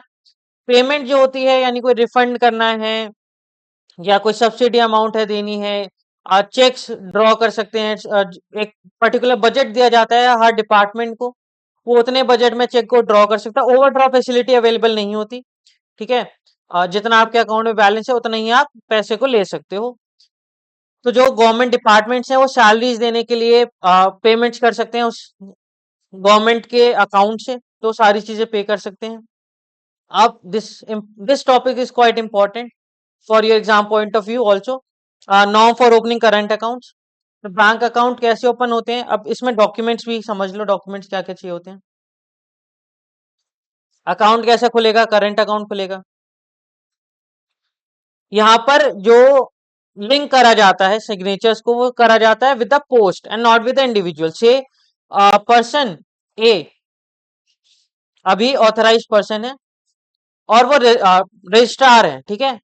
अगर वो रजिस्ट्रार है तो अगर ये बोला गया है कि इस कंपनी का जो रजिस्ट्रार है, इस जो गवर्नमेंट डिपार्टमेंट का रजिस्ट्रार है वो ही ड्रॉ कर सकता है, तो वो रजिस्ट्रार के साथ लिंक्ड है, उसके अलावा कोई और नहीं कर सकता। अब हो सकता है कल को मिस्टर बी बन के रजिस्ट्रार है तो मिस्टर बी कर सकते हैं, फिर मिस्टर ए का कोई लेना देना नहीं है। ठीक है, तो पोस्ट के साथ लिंक करा जाता है, जो गवर्नमेंट ऑफिस है बेसिकली उसके साथ लिंक करा जाता है, जो गवर्नमेंट पोस्ट है उसके साथ लिंक करा जाता है। जो भी ऑथराइज पर्सन है उसके सिग्नेचर्स आप लेते हो, उसके स्पेसिफिक सिग्नेचर कार्ड पे साइन कराते हो। और इंडिविजुअल अकाउंट भी खोल खोल सकते हैं कुछ गवर्नमेंट डिपार्टमेंट, जैसे फॉरेन डिपार्टमेंट है या लोकल फंड्स का डिपार्टमेंट है, वो इंडिविजुअल अकाउंट भी खोल सकता है, और उस केस में पर्पस क्या है, कौन ऑथराइज्ड है, वो सारी चीजें आपको कलेक्ट करनी होती हैं। अब बात करते हैं norms for opening current account. Current account एक बोरर को अलाउ करते हैं खोलने के लिए। हो सकता है इस बोरर ने किसी और बैंक से भी फैसिलिटी ले रखी हो, बोरिंग फैसिलिटी ले रखी हो। जब हम बोरिंग फैसिलिटी की बात करते हैं तब वो फंड बेस्ड भी हो सकती हैं या फिर वो नॉन फंड बेस्ड हो सकती हैं। नॉन फंड बेस्ड जैसे गारंटी ले ली, लेटर ऑफ क्रेडिट ले लिया। फंड बेस्ड यानी cash credit, overdraft facility, term loan, ये क्या फंड बेस्ड है। तो एक पर्सन हो सकता है कि उसका एक्सपोजर हो बैंकिंग सिस्टम के साथ, तो कुछ चीजों का ध्यान रखा जाता है। पहले नो ऑब्जेक्शन सर्टिफिकेट ऑब्टेन करा जाता था, अब नो ऑब्जेक्शन सर्टिफिकेट को ऑब्टेन नहीं करते। 2020 के बाद से न्यू रिजीम फॉलो हुआ है, उसमें आप नो ऑब्जेक्शन सर्टिफिकेट जो है उसको ऑब्टेन नहीं करते हो। जो करंट अकाउंट एक्सपोजर्स हैं उसमें 3 लिमिट होते हैं जनरली, 5 करोड़ तक, 5 करोड़ से ज्यादा 50 करोड़ तक, और 50 करोड़ से ज्यादा। तो हो सकता है जो बोरोअर है उसने फंड बेस्ड फैसिलिटी अवेल कर रखी हो, जैसे कैश क्रेडिट फैसिलिटी या ओवरड्राफ्ट फैसिलिटी अवेल कर रखी हो, या फिर विदाउट कैश क्रेडिट या ओवरड्राफ्ट फैसिलिटी हो। अब इसमें जो एक्सपोजर होता है, 5 करोड़ से अगर कम का एक्सपोजर है तो कोई भी उसका अकाउंट खोल सकता है। अकाउंट जब आप खोल रहे हो, अकाउंट आप ओपन कर रहे हो, तो आप एक अंडरटेकिंग लेते हो बोरोवर से कि अगर आपका एक्सपोजर 5 करोड़ से ज्यादा होगा, इन आइदर केस, चाहे वो कैश क्रेडिट फैसिलिटी हो विदाउट कैश क्रेडिट फैसिलिटी हो, अगर 5 करोड़ से एक्सपोजर ज्यादा होता है फंड बेस्ड या नॉन फंड बेस्ड का, तो आप अंडरटेकिंग लेते हो कि अगर ज्यादा होगा तो आप हमको बताओगे। ठीक है, वो डिक्लेयर करता है कि हाँ अगर मेरा एक्सपोजर 5 करोड़ से ज्यादा होगा तो मैं बताऊंगा आपको। अब पहले कैश क्रेडिट की बात करते हैं। 5 करोड़ से कम है तो कोई दिक्कत नहीं है। अगर 5 करोड़ से ज्यादा का एक्सपोजर है, तो उस केस में क्या होता है, जो लेंडिंग बैंक्स हैं सिर्फ और सिर्फ वो ही इसका करंट अकाउंट खोल सकते हैं। नॉन लेंडिंग बैंक इसका करंट अकाउंट नहीं खोल सकते। ठीक है, लेंडिंग बैंक जिससे ने इसने फैसिलिटी ले रखी है, और उसके अंदर भी जिसके पास 10% से ज्यादा का जिसने एक्सपोजर दे रखा है उसके पास अकाउंट खुलता है। और जो दूसरे लेंडिंग बैंक्स होते हैं वो कलेक्शन अकाउंट खोल सकते हैं, और कलेक्शन अकाउंट के लिए they can charge a fees. कोई भी डेबिट है अगर तो उसके लिए फीस को चार्ज कर सकते हैं। एक चीज जो उसका ध्यान रखना पड़ता है वो ये होता है कि जो भी जिसके पास भी इसका करंट अकाउंट खुला है, कलेक्शन अकाउंट से उस अकाउंट के अंदर, करंट अकाउंट के अंदर 2 दिन के अंदर पैसे को ट्रांसफर करना पड़ता है। जैसे कि मिस्टर ए ने बहुत सारे बैंक से कैश क्रेडिट फैसिलिटी ले रखी है, जिसमें एक बैंक एक्स है जिससे उन्होंने 15% कैश फैसिलिटी ले रखी है, तो बैंक एक्स के पास उनका अकाउंट खुल जाएगा। अब जो बाकी के नॉन लेंडिंग, जो बाकी के लेंडिंग बैंक्स हैं वो उनका कलेक्शन अकाउंट खोल सकते हैं, और जो कलेक्शन अकाउंट के अंदर पैसा आएगा वो 2 दिन के अंदर अंदर उनको करंट अकाउंट के अंदर ट्रांसफर करना पड़ता है। 50 करोड़ से अगर ज्यादा होता है तो एस्क्रो मैकेनिज्म यूज होता है।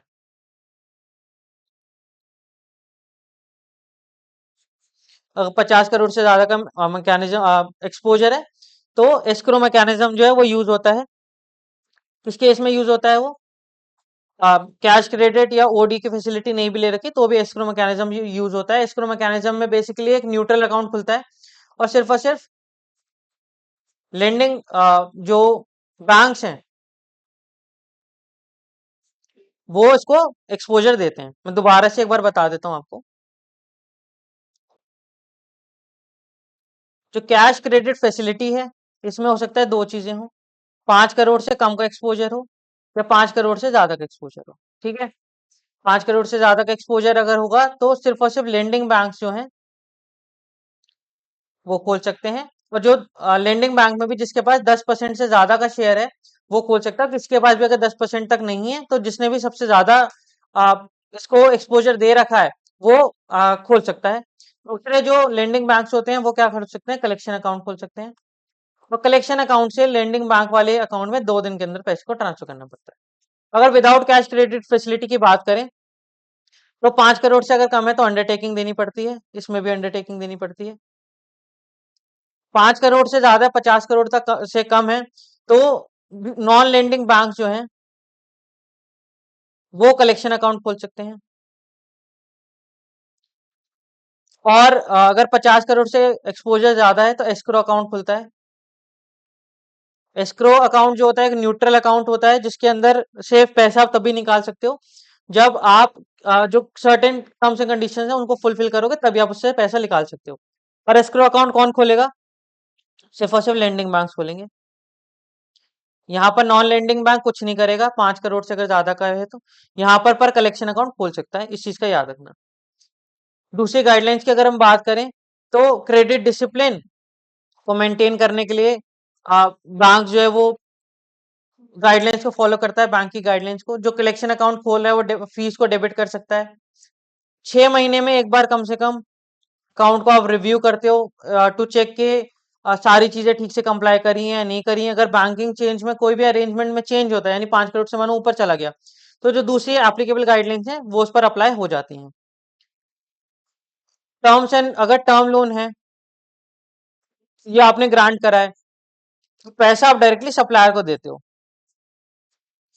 अगर सप्लायर का पता है आपको कि एक पर्सन है ए, इसने बैंक से लोन लिया है to purchase a machinery from B. अब जो मशीनरी है वो आपको पता है कि बी के पास है तो आप पैसे को किसको भेजोगे, डायरेक्टली आप बी को भेज दोगे, इंस्टेड कि उसको राउट करवाओ आप ए से, आप क्या करोगे बी से भेज दोगे। जहां पर सप्लायर का नहीं पता वहां कैश क्रेडिट और ओवरड्राफ्ट फैसिलिटी को यूज करते हुए चीजें चलेंगी। आप जो कंप्यूटेशन होता है जब हम एक्सपोजर की बात करते हैं उसमें fund based non fund based दोनों होता है जैसा बताया था।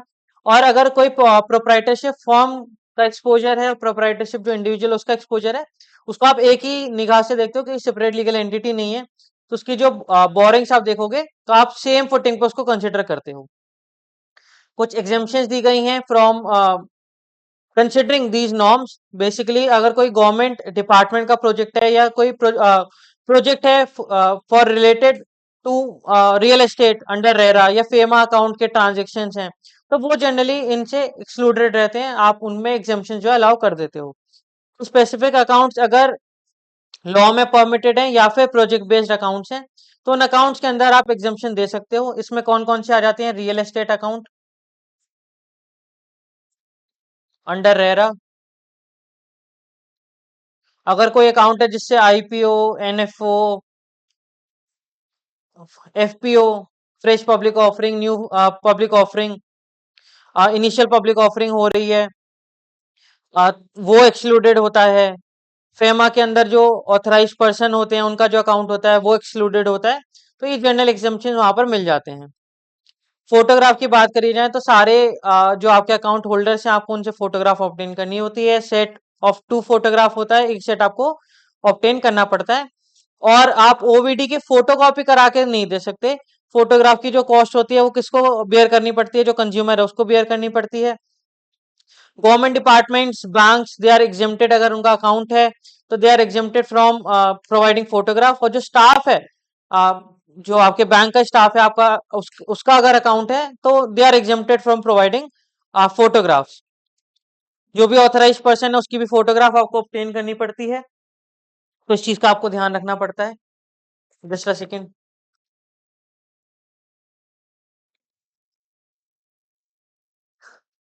तो जो भी ऑथराइज पर्सन हैं उनसे भी आपको फोटोग्राफ लेनी है। Last concept for this unit is legal entity identifier. तो आफ्टर ग्लोबल फाइनेंशियल क्राइसिस एक नीड अराइज हुई कि जो भी फाइनेंशियल ट्रांजेक्शन है उनको आपको ट्रैक करना है, उनको मॉनिटर करना है, आइडेंटिफाई करना है। तो कैसे करा जाए, तो global legal entity identifier foundation एक बनी जो प्रोवाइड कराती है लीगल एंटिटी आइडेंटिफायर नंबर को। Legal entity identifier number is a 20 digit alpha numeric number, जो एक एंटिटी को आप असाइन करते हो जिससे आप उसको ट्रैक कर सकते हो। ठीक है, तो ये याद रखना 20 डिजिट अल्फा न्यूमेरिक नंबर होता है। ग्लोबल फाइनेंशियल क्राइसिस के बाद ही कंसेप्ट आया था। इंडिया के अंदर legal entity identifier India limited इस ऑर्गेनाइजेशन से लिया जाता है। This is subsidiary of CCIL, clearing corporation of India limited की सब्सिडरी है। आप इससे ऑब्टेन करते हो। तो जहां भी एक्सपोजर 5 करोड़ से ज्यादा का होता है, बैंक्स को लीगल एंटिटी आइडेंटिफाई नंबर जो है वो ऑब्टेन करना जरूरी होता है कॉर्पोरेट बोरोअर से जिनका भी एक्सपोजर जो है क्रेडिट एक्सपोजर 5 करोड़ से ज्यादा है, या जो भी मार्केट्स में डील करते हैं, डेरिवेटिव मार्केट्स में डील करते हैं 2000 मिलियन रुपीस से ज्यादा की जिनकी भी ट्रांजेक्शन्स होती हैं आरबीआई ऑपरेटेड मार्केट्स में डील करते हैं, तो उनको जरूरी होता है कि लीगल एंटिटी आइडेंटिफाई नंबर उनके पास हो। अगेन अगर कोई पेमेंट हो रही है 50 करोड़ से ज्यादा की हो रही है, वो पेमेंट बाय आरटीजीएस के थ्रू पेमेंट कर रहा है, कोई एनईएफटी के थ्रू पेमेंट कर रहा है, तो उस केस में भी 50 करोड़ से अगर ज्यादा की हो रही है तो लीगल एंटिटी आइडेंटिफाई नंबर होना जरूरी है।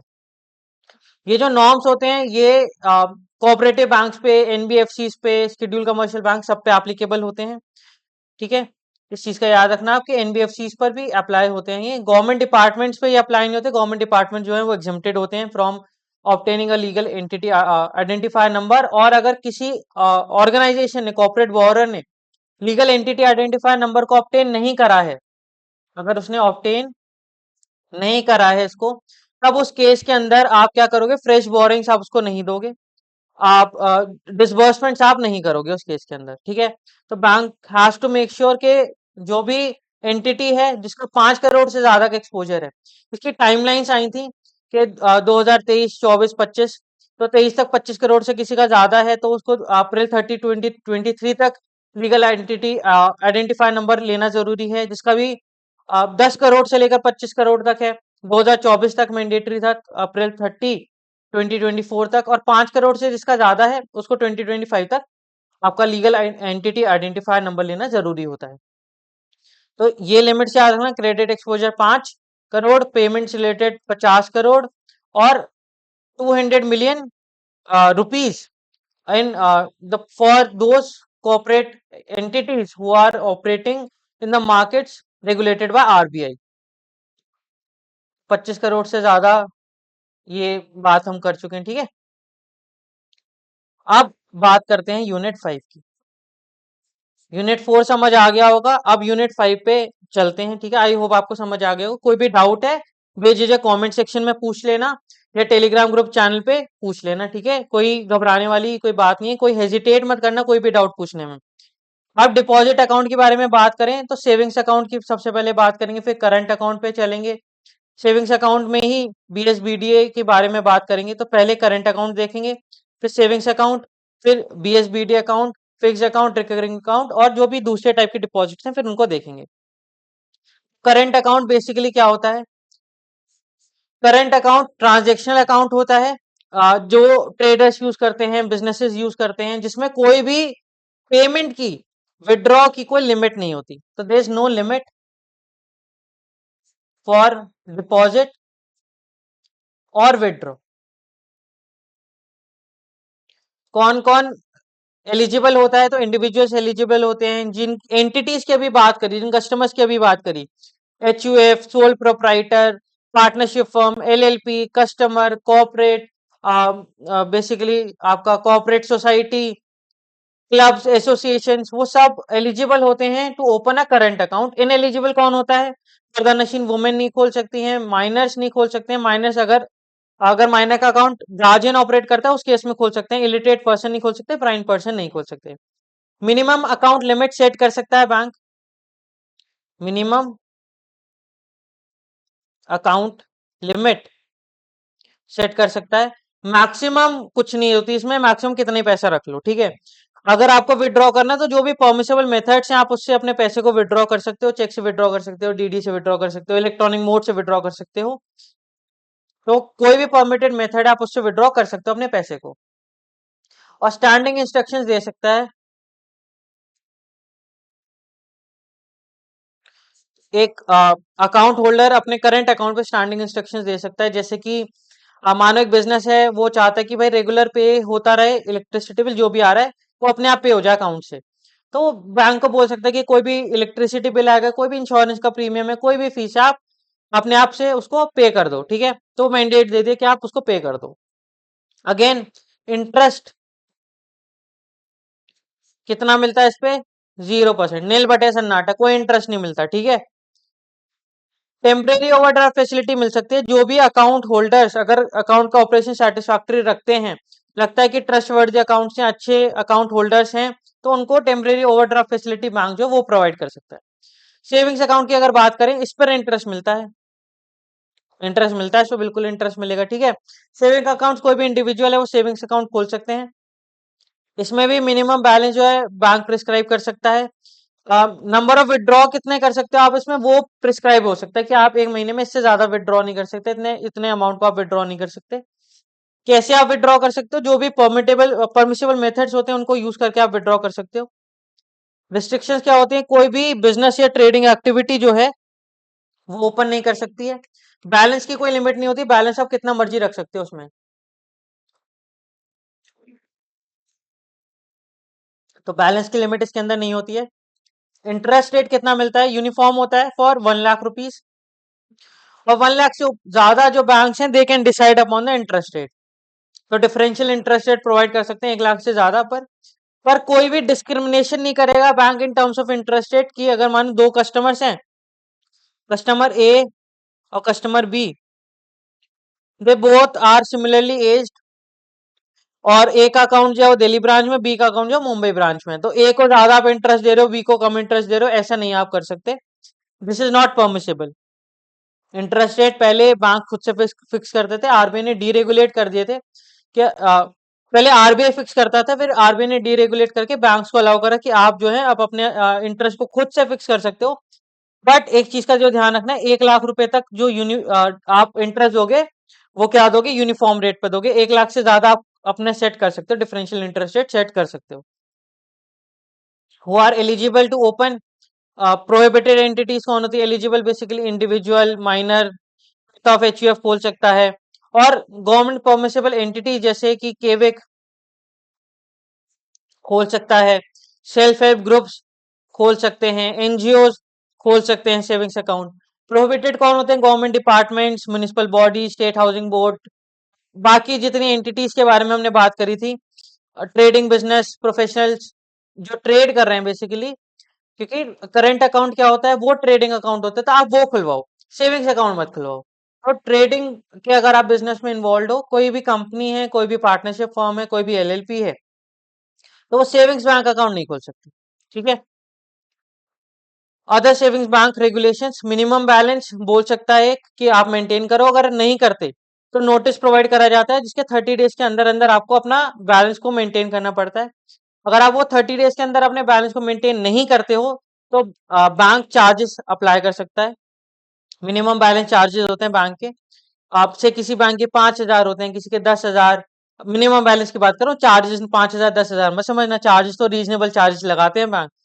तो फॉर एग्जाम्पल अगर आपको एचडीएफसी में एक अकाउंट खुलवाना है, तो एचडीएफसी कहता है कि आपको 10,000 रुपये अपने मिनिमम रखने पड़ेंगे, ठीक है। तो अगर आप वो 10,000 रुपये मेंटेन नहीं करते हो, तो आप बैंक आपको नोटिस देगा, और नोटिस के बाद 30 डेज के अंदर अंदर आपको मेंटेन करना पड़ेगा। अगर 30 डेज के अंदर अंदर मेंटेन आप नहीं करते हो, तो बैंक क्या करेगा? आप पे पेनल्टी चार्ज कर देगा। विड्रॉल जो होते हैं, एक नंबर ऑफ विड्रॉल्स को आप रिस्ट्रिक्ट कर सकते हो, अमाउंट को आप रिस्ट्रिक्ट कर सकते हो।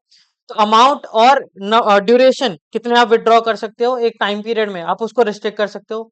पासबुक इश्यू होती है, अगर किसी को अपना अकाउंट ट्रांसफर करवाना है एक ब्रांच से दूसरी ब्रांच में कराना है, से कोई दिल्ली से मुंबई शिफ्ट हो गया है, तो उसको अपने अकाउंट को ट्रांसफर कराना है, तो वो करा सकता है, फ्री ऑफ कॉस्ट करा सकता है, कोई उसमें आप पैसा उसमें नहीं लगेगा।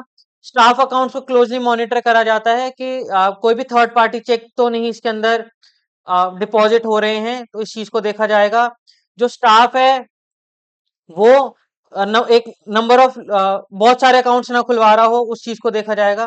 और किसी को अगर अकाउंट को अपने क्लोज कराना है, तो वो एक एप्लीकेशन दे देगा बैंक को कि मेरे को अपना अकाउंट क्लोज कराना है। अगर जो चार्जेस हैं, वो जो बैलेंस है वो डेबिट में है, तो बैंक उससे वो पैसा रिकवर कर लेगा, तब उसका अकाउंट क्लोज करेगा। क्रेडिट में अगर है तो बैंक उससे एक पूछेगा मेथड कि आपको किस अकाउंट में आपको ट्रांसफर कराने हैं, तो वो आप अपना दूसरा अकाउंट नंबर दे दोगे और बैंक उसमें वो पैसे को ट्रांसफर कर देता है। अब बात करते हैं BSBD अकाउंट की। आप सेविंग्स अकाउंट में तो देखो मिनिमम बैलेंस की बात हुई कि आपको 10,000 पे रखना है। तो फाइनेंशियल इंक्लूजन कराना है। अब हर आदमी अपने अकाउंट में 10,000 पे रख के नहीं छोड़ सकता, 25,000 पे रख के नहीं छोड़ सकता। तो उसके लिए क्या है? उसके लिए बेसिक सेविंग डिपॉजिट अकाउंट होता है, BSBD अकाउंट। प्रधानमंत्री जनधन योजना में भी BSBD अकाउंट खुलता है। इसमें कोई भी मिनिमम बैलेंस रिक्वायरमेंट नहीं होती। एक महीने के अंदर आप 4 विड्रॉ कर सकते हो। डिपॉजिट कितने मर्जी भी कर लो। डिपॉजिट हो सकता है आप कैश से कर दो, या फिर आपको कोई गवर्नमेंट सब्सिडी आ रही है उससे डिपॉजिट हो रहा है तो उससे डिपॉजिट आप कर सकते हो। मनी को आप रिसीव कर सकते हो, कोई लिमिट नहीं होती कि कितना डिपॉजिट आ रहा है। विड्रॉ 4 कर सकते हो। इसमें आप ATM कार्ड प्रोवाइड कराते हो। चेकबुक फैसिलिटी जो होती है वो ऑप्शनल होती है इसके अंदर। It is not part of free basic service. एक ही BSBD अकाउंट हो सकता है एक पर्सन का। अगर एक से ज्यादा है तो 30 डेज के अंदर अंदर उसको दूसरा BSBD अकाउंट जो है वो क्लोज कराना पड़ता है। FD की बात करते हैं। FD बेसिकली टर्म डिपॉजिट होता है। तो सेविंग्स अकाउंट और करंट अकाउंट क्या हुआ? Demand deposit. यहाँ पर आप पैसे कैसे विड्रॉ कर सकते हो? डिमांड पे आप विड्रॉ कर सकते हो।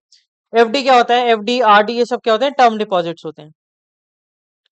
यानी कि आप अपने पैसे को एक पर्टिकुलर ड्यूरेशन के लिए इस अकाउंट के अंदर छोड़ते हो। मिनिमम 7 डेज होता है और मैक्सिमम कितना होता है? 120 मंथ्स। जनरली 10 साल तक के लिए FD खुल सकती है। ठीक है। इसमें जो इंटरेस्ट है वो वेरी कर सकता है ड्यूरेशन पर। से अगर किसी ने 7 दिन के खुलवाया है तो उसे 3% दे देंगे।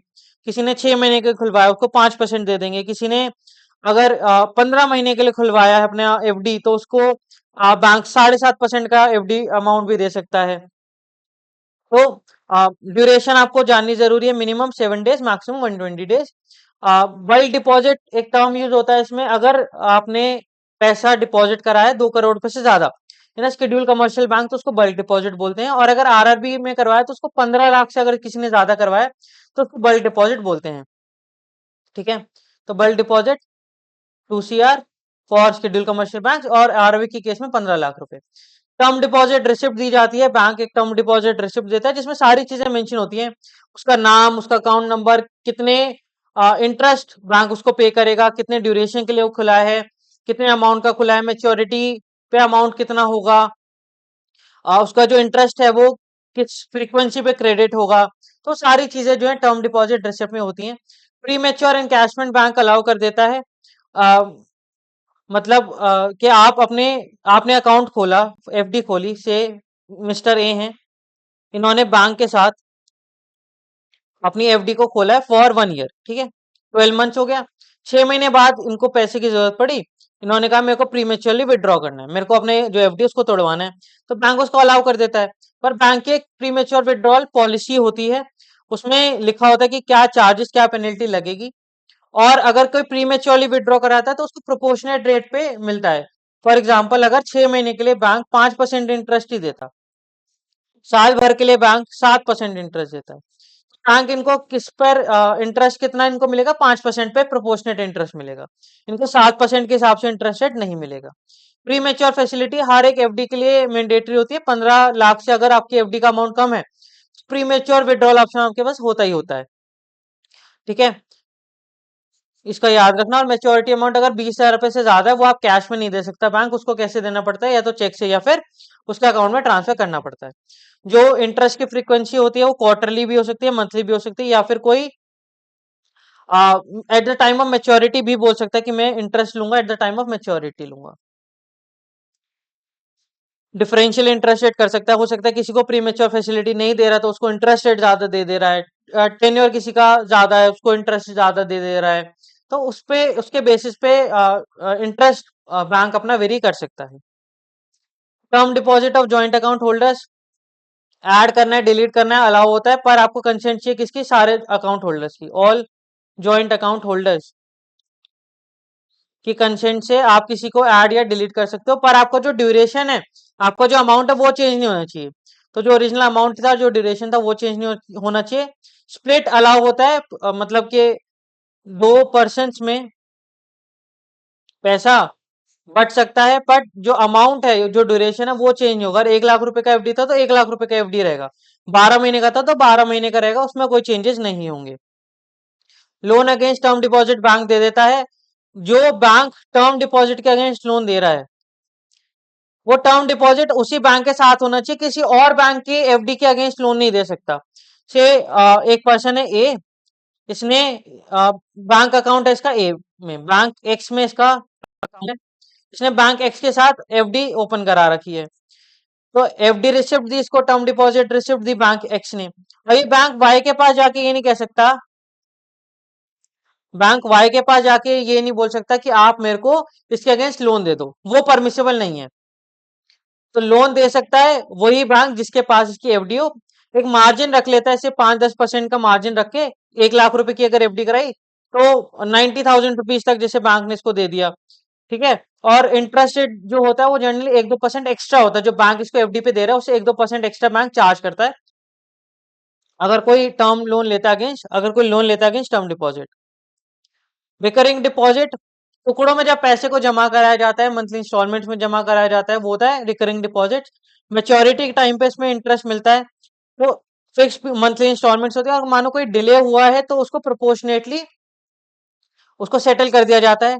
मेच्योरिटी अमाउंट जो होता है उसके अंदर टोटल डिपॉजिट जो आपने करे अलॉन्ग विद द इंटरेस्ट वो होता है। कोई भी डिले पेमेंट करिए तो मेच्योरिटी का अमाउंट रिड्यूस हो जाता है, उसको प्रोपोर्शनेट कर देते हैं।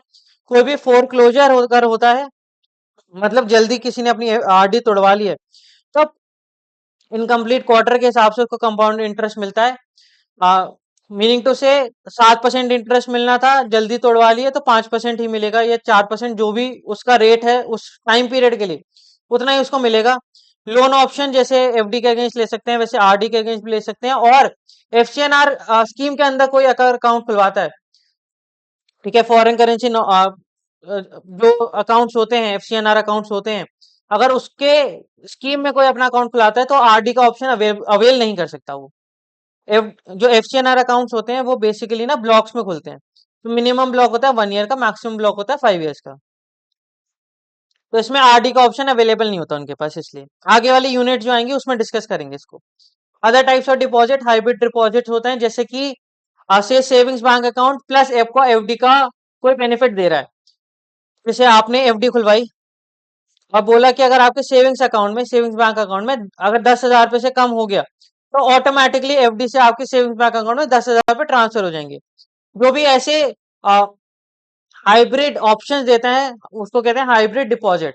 या फिर आप अपने अकाउंट में जो भी रखोगे पैसा, उसका एक पोर्शन जो है आपको वो एफडी के रेट में मिलेगा। जैसे आपका अकाउंट में 10,000 रुपए से ज्यादा का बैलेंस हुआ, तो आपको उस पे जो इंटरेस्ट मिलेगा वो एफडी के रेट में मिलेगा। तो ये क्या है, ये हाइब्रिड डिपॉजिट्स हैं। कैश डिपॉजिट, कैश सर्टिफिकेट जो होते हैं, they are issued at discount, discount पर इशूड होते हैं।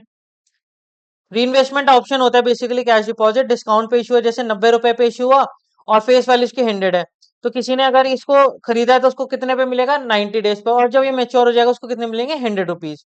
एन्युटी डिपॉजिट जो होते हैं they are reverse of recurring deposits. यहाँ पर ब्लॉक्स में पेमेंट दी जाती है, बैंक के द्वारा कस्टमर को पेमेंट दी जाती है। से 5 साल का किसी का एन्युटी डिपॉजिट है, क्वार्टरली पेमेंट्स हैं, तो एक साल में कितने क्वार्टर्स होते हैं, 4, तो 20 पेमेंट्स इसको मिल जाएंगी। प्रिंसिपल और इंटरेस्ट अमाउंट की इक्वल पेमेंट्स इसको 20 मिल जाएंगी।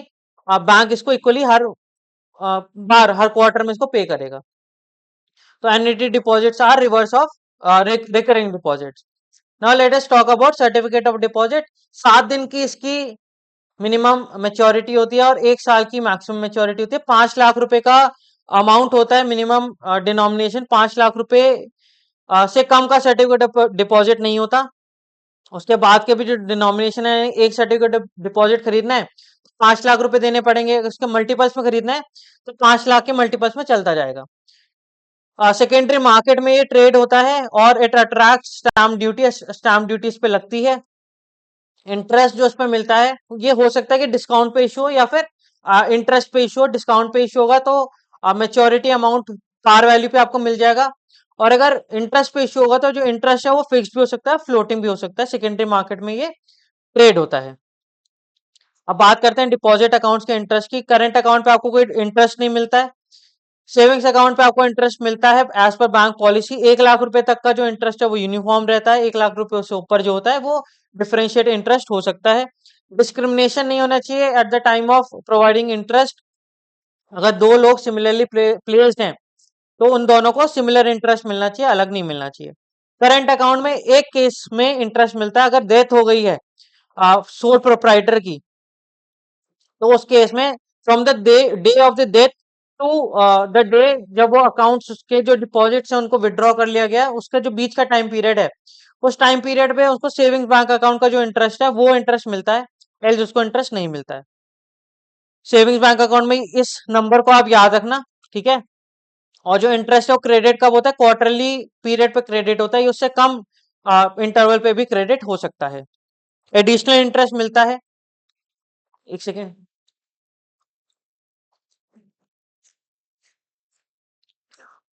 एडिशनल इंटरेस्ट मिलता है जो भी बैंक का स्टाफ है, जिनकी भी एक्सक्लूसिव एसोसिएशन है बैंक के साथ, जैसे कि कोई अगर मैनेजिंग डायरेक्टर है, कोई चेयरपर्सन है, उसको 1% ज्यादा इंटरेस्ट मिलता है फ्रॉम जनरल पब्लिक। और अगर कोई सीनियर सिटीजन है उसको 0.25 से लेकर 0.5 तक का इंटरेस्ट मिलता है। इसमें बैंक के जो स्टाफ है उसमें ये चीज ध्यान रखने वाली होती है कि जब तक वो बैंक के साथ एसोसिएटेड है तब तक उसको इंटरेस्ट मिलता है। अगर कोई डेप्यूटेशन पे भी इंप्लॉयज गए हैं एक बैंक से दूसरे बैंक में, तो they are also eligible for the interest. अगर कोई बैंक एम्प्लॉय डायरेक्ट मेंबर नहीं है किसी बैंक एम्प्लॉय फेडरेशन का, तो उसको एडिशनल इंटरेस्ट नहीं मिलता। इस चीज का भी आप ध्यान रखना। इनऑपरेटिव अकाउंट और अनक्लेम डिपॉजिट। इनऑपरेटिव अकाउंट वो अकाउंट्स होते हैं जिसमें 2 साल से कोई भी ट्रांजेक्शन नहीं हुई है, और अनक्लेम डिपॉजिट वो डिपॉजिट्स होते हैं जिसका 10 साल से किसी ने जिसको क्लेम नहीं करा है। तो ये टाइम पीरियड आप ध्यान रखना। इंटरेस्ट इन पे भी मिलता है सेविंग्स बैंक अकाउंट या फिर एफडी का जो भी कॉन्ट्रैक्टेड रेट था, इसमें से जो भी कम होता है उस पर इंटरेस्ट रेट प्रोवाइड कराया जाता है। फ्रोजन अकाउंट्स पे भी इंटरेस्ट रेट मिलता है। फ्रोजन अकाउंट्स वो अकाउंट जिनको आपके अथॉरिटीज ने फ्रीज कर दिया जिन अकाउंट्स को, उन पर भी बैंक जो होता है बैंक इंटरेस्ट देता है। सेविंग्स बैंक अकाउंट की जो पॉलिसी होती है उस पर बैंक इसको इंटरेस्ट देता है, और वो इन्फॉर्म भी करता है जो जिस भी अथॉरिटी ने फ्रीज करा है अकाउंट को, या जो उसके साथ साथ जो कस्टमर है उन दोनों को बैंक इन्फॉर्म करता है। इनऑपरेटिव अकाउंट्स के प्रिकॉशनरी मेजर्स बैंक कुछ लेता है, जैसे कि अगर किसी के अकाउंट में 1 साल से कोई ट्रांजेक्शन अगर नहीं हुई है, तो बैंक उसको पहले इन्फॉर्म करेगा कि भाई आपकी कोई ट्रांजेक्शन नहीं हुई है अकाउंट के अंदर, तो आप प्लीज इसको रिवाइव कर लें, और 2 साल के बाद ये इनऑपरेटिव अकाउंट हो जाएगा। तो बैंक ट्रेस करता है उस कस्टमर को और रिवाइव कराने की कोशिश करता है। कुछ प्रोहिबिशंस होते हैं, कुछ एग्जम्पशंस होते हैं, तो ये चीज का याद रखना। इनऑपरेटिव अकाउंट कितना टाइम के लिए होता है, 2 साल के लिए। अगर किसी ने कोई भी ऑपरेशन नहीं हुए, यानी कोई भी पैसे को डिपॉजिट नहीं करे, कुछ भी विड्रॉ नहीं करे, उसको इनऑपरेटिव अकाउंट कहते हैं। और अनक्लेम डिपॉजिट, किसी ने भी 10 साल से अगर अपने पैसे को क्लेम नहीं करा है, B it savings account, B it current account, B it fix deposit, क्योंकि लोन अकाउंट था उससे पैसे को नहीं निकाला, 10 साल तक अगर नहीं निकाला, तो क्या अनक्लेम डिपॉजिट्स होते हैं। और depositor education and awareness fund RBI ने बनाया था 2014 में, उसमें ट्रांसफर कर दिए जाते हैं। अभी 2-4 मिनट में उसको भी देखेंगे, ठीक है। प्रोहिबिशन एग्जाम्पशंस की अगर बात करें तो बैंक प्रोहिबिटेड होता है कि किसी को भी फीस वगैरह नहीं देगा, कि आप मेरे साथ अकाउंट खुलवाओगे मैं आपको पैसे दूंगा, मैं आपको इंसेंटिव दूंगा, ठीक है। या मैं किसी कस्टमर को कह रहा हूँ कि तुम दूसरे कस्टमर्स का अकाउंट खुलवाओ तो मैं तुमको इंसेंटिव दूंगा, तो ऐसे नहीं कर सकता। बिजनेस कॉरेस्पॉन्डेंस की फीस वगैरह दे सकता है, बिजनेस फैसिलिटेटर्स को दे सकता है, पर जनरल किसी और कस्टमर को नहीं दे सकता।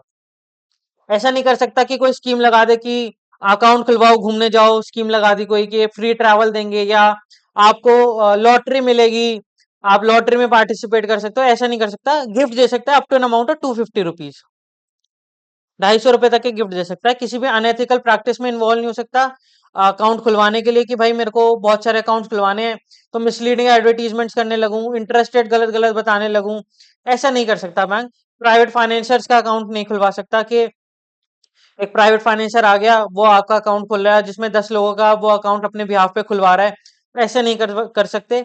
एडवांस अगेंस्ट टर्म डिपॉजिट कोई दूसरा बैंक नहीं दे सकता, अगर किसी दूसरे बैंक में तो नहीं दिया जा सकता। चैरिटेबल फंड जो है वो एस्टैब्लिश हो सकता है in consultation with depositor. As आप चैरिटेबल फंड्स को कैसे डिपॉजिट करवा सकते हो, इन कंसल्टेशन विद डिपॉजिटर करवा सकते हैं, अदरवाइज आप नहीं करवा सकते।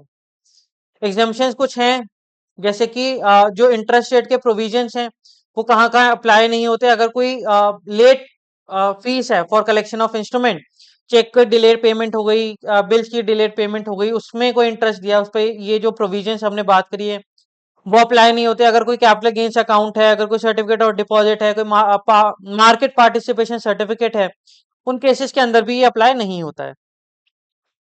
इन ऑपरेटिव अकाउंट्स में बैंक प्रोएक्टिव एक्शन लेता है, अगर एनुअल रिव्यू करता है, अगर कोई भी ऑपरेशन 1 साल से नहीं हुआ है तो बैंक नोटिफाई करता है कस्टमर्स को राइटिंग में, कि एडवाइस करता है कि अपने जो ऑपरेशंस हैं या तो आप कुछ विड्रॉ कर लो थोड़ा बहुत पैसा, या आप इसमें डिपॉजिट करा दो, कुछ अपने ऑपरेशंस कर लो। 2 साल से ज्यादा अगर हो गया तो उसको डोरमेंट अकाउंट या इनऑपरेटिव अकाउंट डिक्लेयर कर दिया जाता है। अब इसके अंदर मानो कोई भी चार्जेस लगाए हैं बैंक ने, कोई भी सर्विस इंटरेस्ट अगर प्रोवाइड करा है, तो उसको आप एज अ ट्रांजेक्शन इंक्लूड नहीं करते। पर अगर एफडी किसी की है, एफडी में उसने मैंडेट दे रखा है कि जो मेरा इंटरेस्ट का अमाउंट है वो मेरे अकाउंट के अंदर आप क्वार्टरली आप ट्रांसफर करते रहो, तो ये जो है this is a perfect transaction, this will be counted for the operation of account. Exclude क्या करता है, सर्विस चार्जेस अगर बैंक ने कुछ लगाए हैं, बैंक के अगर रेगुलर क्रेडिट कर रहा है इंटरेस्ट, उसको एक्सक्लूड करता है। पर अगर एफडी अकाउंट से मैंडेटेड क्रेडिट करा है तो उस केस में माना जाता है कि ऑपरेटिव अकाउंट है। एक्सेप्शनल केसेस क्या होते हैं, जिस केसेस में आप अकाउंट के अंदर अगर 2 साल से ज्यादा की ट्रांजेक्शन नहीं भी हुई है तो भी आप उनको इनऑपरेटिव अकाउंट नहीं मानते, अगर उस अकाउंट को अटैच करा गया है बाय कोर्ट ऑर्डर, या फिर periodically अकाउंट खुलाता है और जिस बाय नेचर इनफ्रीक्वेंट उसके ऑपरेशंस होते हैं, या फिर अकाउंट जो है उसका बैलेंस डेबिट बैलेंस है या लियन उसके साथ अटैच्ड है। जो भी इनऑपरेटिव अकाउंट्स होते हैं उसकी लिस्ट आप वेबसाइट पे डिस्प्ले करते हो, आप बताते हो कि भाई ये पर्सन है, ये इसका एड्रेस है, और इसका जो अकाउंट है वो इनऑपरेटिव हो रखा है। पर्सन जो कस्टमर है वो उसको ऑपरेट करवा सकता है विदाउट पेइंग एनी फीस, इसको कोई भी इनकन्वीनियंस बेसिकली नहीं होनी चाहिए। अगर इसको फुल विड्रॉ करना है, दो केस हो सकते हैं विड्रॉ करने के, पार्शियल विड्रॉ या फुल विड्रॉ। पार्शियल विड्रॉ के केस में कोई दिक्कत नहीं होती, आपको कोई भी डॉक्यूमेंट इससे रिक्वायर्ड नहीं होता। फुल विड्रॉल में पर आपको इससे डॉक्यूमेंट्स रिक्वायर्ड होते हैं। पार्शियल विड्रॉ में ऑपरेटिव बना दिया जाता है, से किसी के अकाउंट में अगर 1 लाख रुपए है, उसने 1,000 रुपए का विड्रॉ करा, वो अकाउंट जो है उसमें ट्रांजेक्शन हो गई, ऑपरेटिव अकाउंट है। पर अगर उसको पूरे 1 लाख रुपए विड्रॉ करने तो उससे डॉक्यूमेंट्स आपको चाहिए होंगे। जो भी अनक्लेम डिपॉजिट्स होते हैं, यानी 10 साल से ज्यादा हो चुका है, उसके लिए 2014 में आरबीआई ने एक फंड बनाया था, depositor education and awareness fund. इसके अंदर ट्रांसफर करने पड़ते हैं 3 महीने के अंदर अंदर, 3 मंथ्स के अंदर अंदर आपको ट्रांसफर करने पड़ते हैं। 10 साल से जो ऊपर के डिपॉजिट्स, जो भी क्लेम्स हैं जिनको 10 साल हो गए हैं, अनक्लेम्ड पड़े हुए डिपॉजिट्स को, चाहे वो किसी भी अकाउंट में हो, उससे आपको फर्क नहीं पड़ता, सेविंग्स में हो, एफडी में हो, लोन अकाउंट में हो, आरडी के हो, cash credit facility, overdraft facility हो, या कोई भी आउटस्टैंडिंग टेलीग्राफिक ट्रांसफर वगैरह हो, डिमांड ड्राफ्ट हो, किसी भी अकाउंट में अगर पैसा पड़ा है, किसी ने क्लेम नहीं करा है, 10 साल हो चुके हैं, तो उसके 3 महीने के अंदर अंदर आपको उस को कहाँ भेजना पड़ता है, depositor education and awareness fund के अंदर उसको आपको भेजना पड़ता है। जो फॉरेन करेंसी अकाउंट होते हैं, अच्छा, इसकी आपको लिस्ट भी डिस्प्ले करनी होती है अपनी वेबसाइट पे, नाम और एड्रेस आप देते हो, उससे ज्यादा इन्फॉर्मेशन आप डिस्क्लोज नहीं करते हो, उस चीज का आप ध्यान रखना। जो भी पर्सन है वो आके क्लेम कर सकता है, और बैंक जो होता है वो फिर रिफंड ले लेता है, रिम्बर्स करवा लेता है इस फंड से अपने पास पैसे, उसको दे देगा बैंक, उस कस्टमर को पैसा दे देगा। प्रोसीजर सेट होता है, प्रोसीजर भी उसके अंदर बताया जाता है आपको कैसे क्लेम करना है। बैंक उसको पैसे दे देगा और फिर डीईएफ से उस पैसे को क्लेम कर लेगा। डिपॉजिटर एजुकेशन अवेयरनेस फंड में जो फॉरेन करेंसी डिपॉजिट्स हैं जिनको 3 साल से ऊपर हो चुका है, उसको क्रिस्टलाइज कर दिया जाता है, यानी उसको कन्वर्ट कर दिया जाता है into Indian INR, Indian rupees में उसको कन्वर्ट कर दिया जाता है। और अगर कोई कस्टमर है उसको क्लेम करना है तो चाहे तो जो भी उसके फॉरेन डिपॉजिट से उनको क्लेम कर सकता है या फिर आईएनआर के अंदर क्लेम कर सकता है अलॉन्ग विद इंटरेस्ट। 3% का इंटरेस्ट दिया जाता है, 3% पर एनम का इंटरेस्ट जो है वो प्रोवाइड कराया जाता है इसके अंदर। और 3 साल के बाद, 3 साल का इसमें ध्यान रखना, 3 साल का टाइम पीरियड है। थर्ड ईयर के एंड पर आप कन्वर्ट करते हो फॉरेन करेंसीज को, जो भी प्रिवेलिंग रेट चल रहा होगा उस टाइम पर उसके अंदर इंडियन रुपीज के अंदर आप उसको कन्वर्ट कर देते हो। डिपॉजिटर क्लेम कर सकता है चाहे फॉरेन करेंसी में चाहे इंडियन करेंसी में, 3% का interest, simple interest rate provide कराया जाता है। तो इस चीज का आप ध्यान रखना। वीडिंग आउट ऑफ अनरेम्यूनरेटिव और अनडिजायरेबल अकाउंट, ऐसे अकाउंट्स मानो जिसके अंदर मिनिमम बैलेंस मेंटेन नहीं करा जा रहा, जिस अकाउंट के चेक जो है बाउंस हुए जा रहे हैं, तो बैंक जो है ऐसे अकाउंट को नोटिस देके क्लोज कर सकता है। Operational instruction in joint accounts, अब जो जॉइंट अकाउंट की हम बात कर रहे थे, जॉइंटली विदाउट सर्वाइवरशिप हो सकता है, यानी कि 2 पर्सन है ए और बी, इन्होंने मिलके जॉइंट अकाउंट खुलवाया, ठीक है। तो अगर ऑपरेट करना है अकाउंट को तो इन दोनों को साथ में जाना पड़ेगा, ऐसे नहीं कि एक पर्सन ऑपरेट कर सकता है। और अगर ए की डेथ हो जाती है तो यहाँ पर जो अकाउंट है उसको क्लोज कर दिया जाएगा, because this is without survivorship clause. Jointly और सर्वाइवरशिप क्लॉज में सेम, अगर ऑपरेट करना है तो जॉइंटली जाना पड़ेगा, पर अगर डेथ हो जाती है तब उस केस में ये अकाउंट को क्लोज नहीं कराया जाएगा, जो सर्वाइवर है वो इस अकाउंट को मेंटेन कर सकता है, चला सकता है। ईदर और सर्वाइवर के केस में कोई भी पर्सन, जैसे ए और बी ने अकाउंट खुलवाया है, तो चाहे तो ए ऑपरेट कर ले उस अकाउंट को, चाहे बी ऑपरेट कर ले, तो इन दोनों में से कोई भी ऑपरेट कर सकता है। और अगर किसी की डेथ हो जाती है तो ये अकाउंट क्लोज नहीं करा जाता, जो सर्वाइवर है उस अकाउंट को मेंटेन रखता है, चलाया जाता है। ईदर और सर्वाइवर में 2 पर्सन होते हैं, एनीवन और सर्वाइवर में 2 से ज्यादा पर्सन होते हैं, यानी मिनिमम 3 पर्सन होंगे, बाकी सेम होता है जैसे इधर और सर्वाइवर का होता है। फॉर्मर और सर्वाइवर में सपोज करो ए और बी ने फॉर्मर और सर्वाइवर का अकाउंट खुलवाया है, तो इसमें अकाउंट को ऑपरेट कौन कर सकता है, ए ही कर सकता है। जब तक ए जिंदा है तब तक उस अकाउंट को मेंटेन कौन करेगा, ऑपरेट कौन करेगा, ए करेगा। ए की डेथ के बाद बी जो है उस अकाउंट को मेंटेन कर सकता है। फर्स्ट नेम और सर्वाइवर जो होते हैं, this is same as former और सर्वाइवर, बट इसके अंदर जो है 2 से ज्यादा लोग होते हैं। अगर वेरिएशन करना है इंस्ट्रक्शंस में तो किसकी परमिशन चाहिए, ऑल जॉइंट अकाउंट होल्डर्स की चाहिए।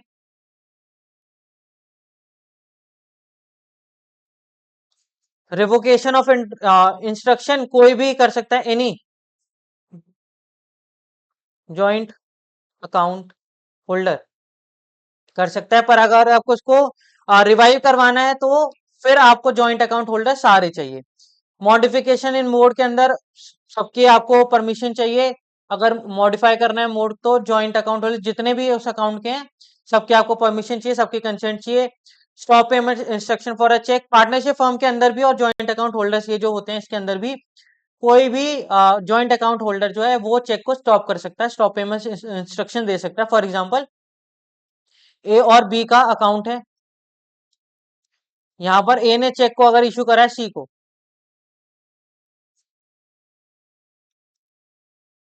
तो यहाँ स्टॉप पेमेंट इंस्ट्रक्शन बी भी दे सकता है, ठीक है, और उसको चेक को रुकवा सकता है।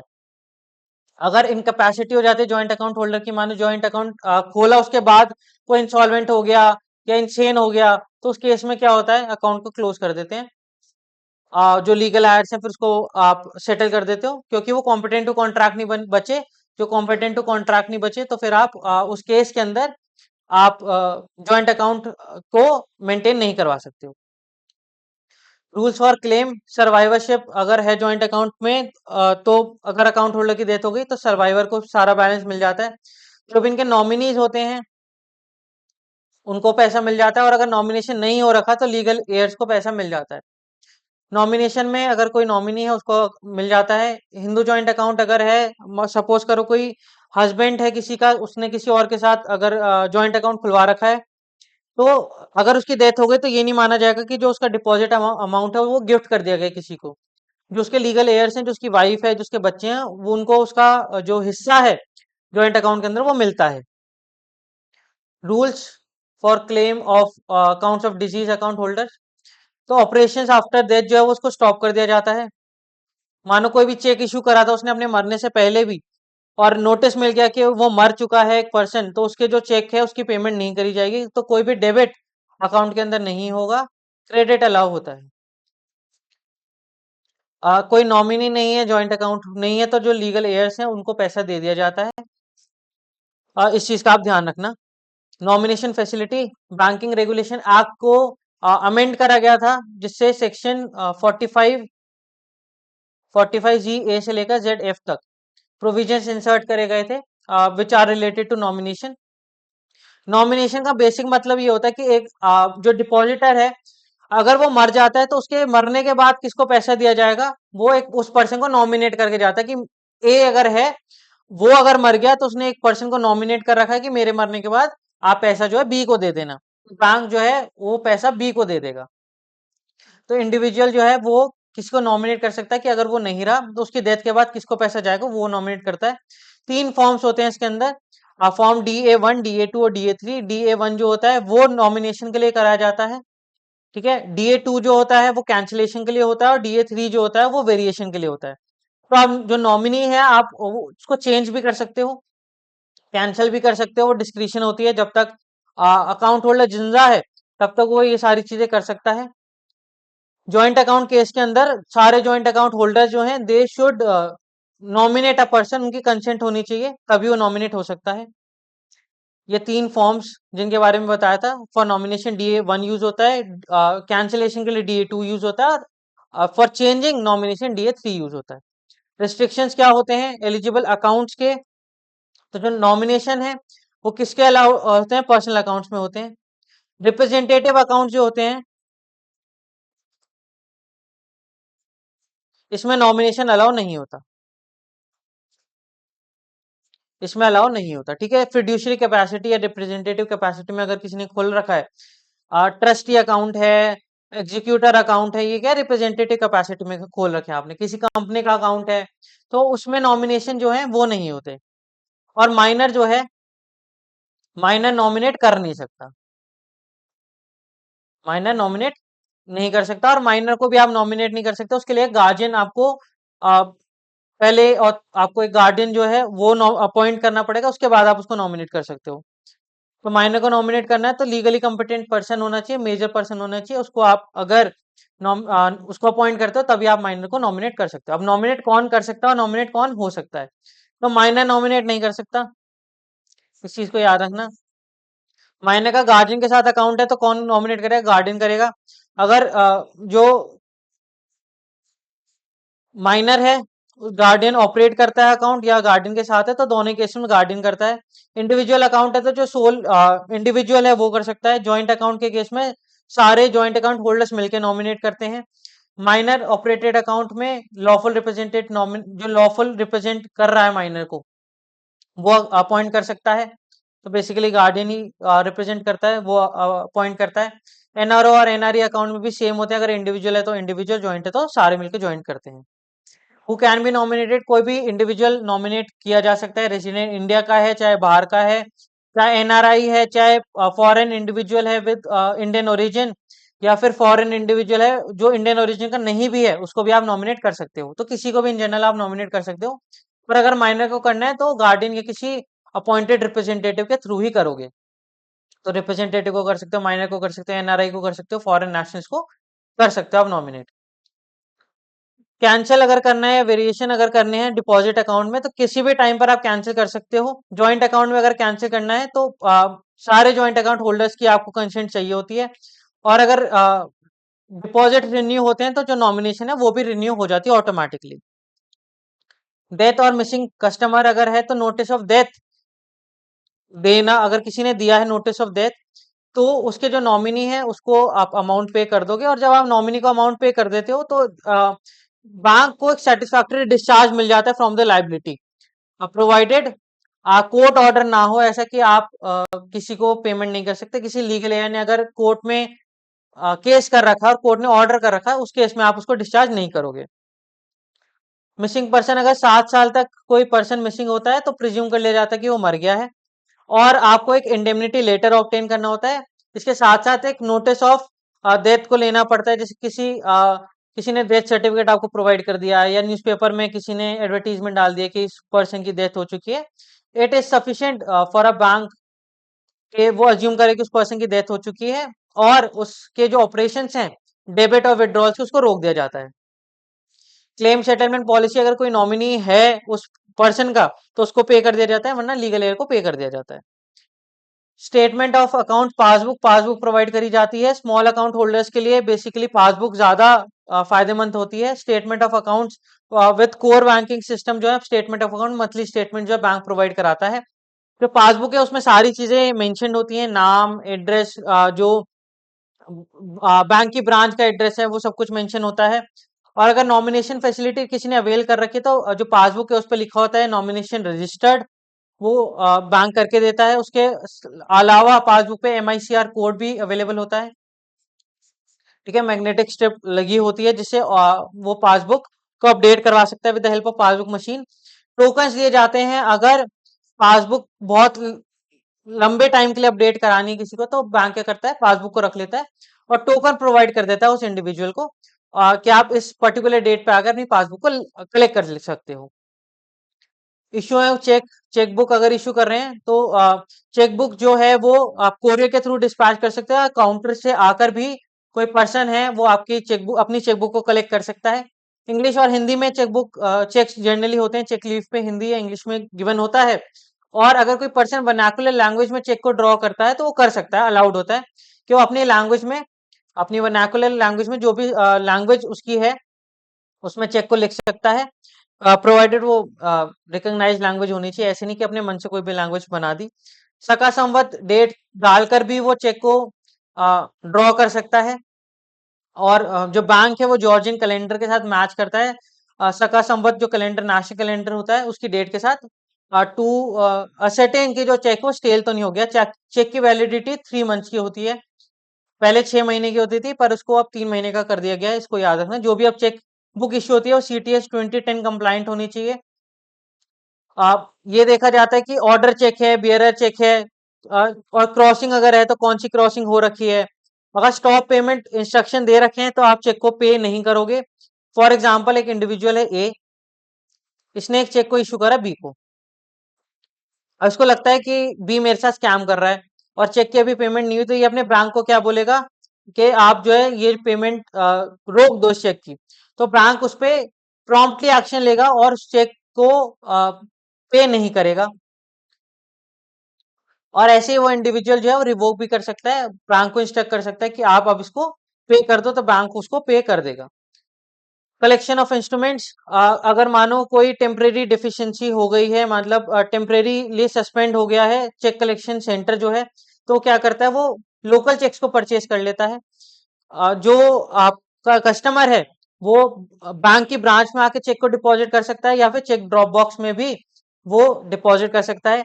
अगर उसकी गलती से रिटर्न नहीं हुआ है, मतलब कि कस्टमर को ठीक से ड्रॉ करना होता है चेक, बैंक को ये देखना होता है कि उसमें साइन जो है वो मैच कर रहे हैं, कस्टमर के अकाउंट में बैलेंस उतना है जितना उसने चेक ड्रॉ करा है, चेक जो है वैलिडिटी पीरियड के अंदर होना चाहिए, सारी जो पर्टिकुलर्स हैं वो फिल्ड हैं, जो वर्ड में और अमाउंट जो वर्ड्स के अंदर है और जो न्यूमेरिकल अमाउंट फिल करा है वो सेम होना चाहिए।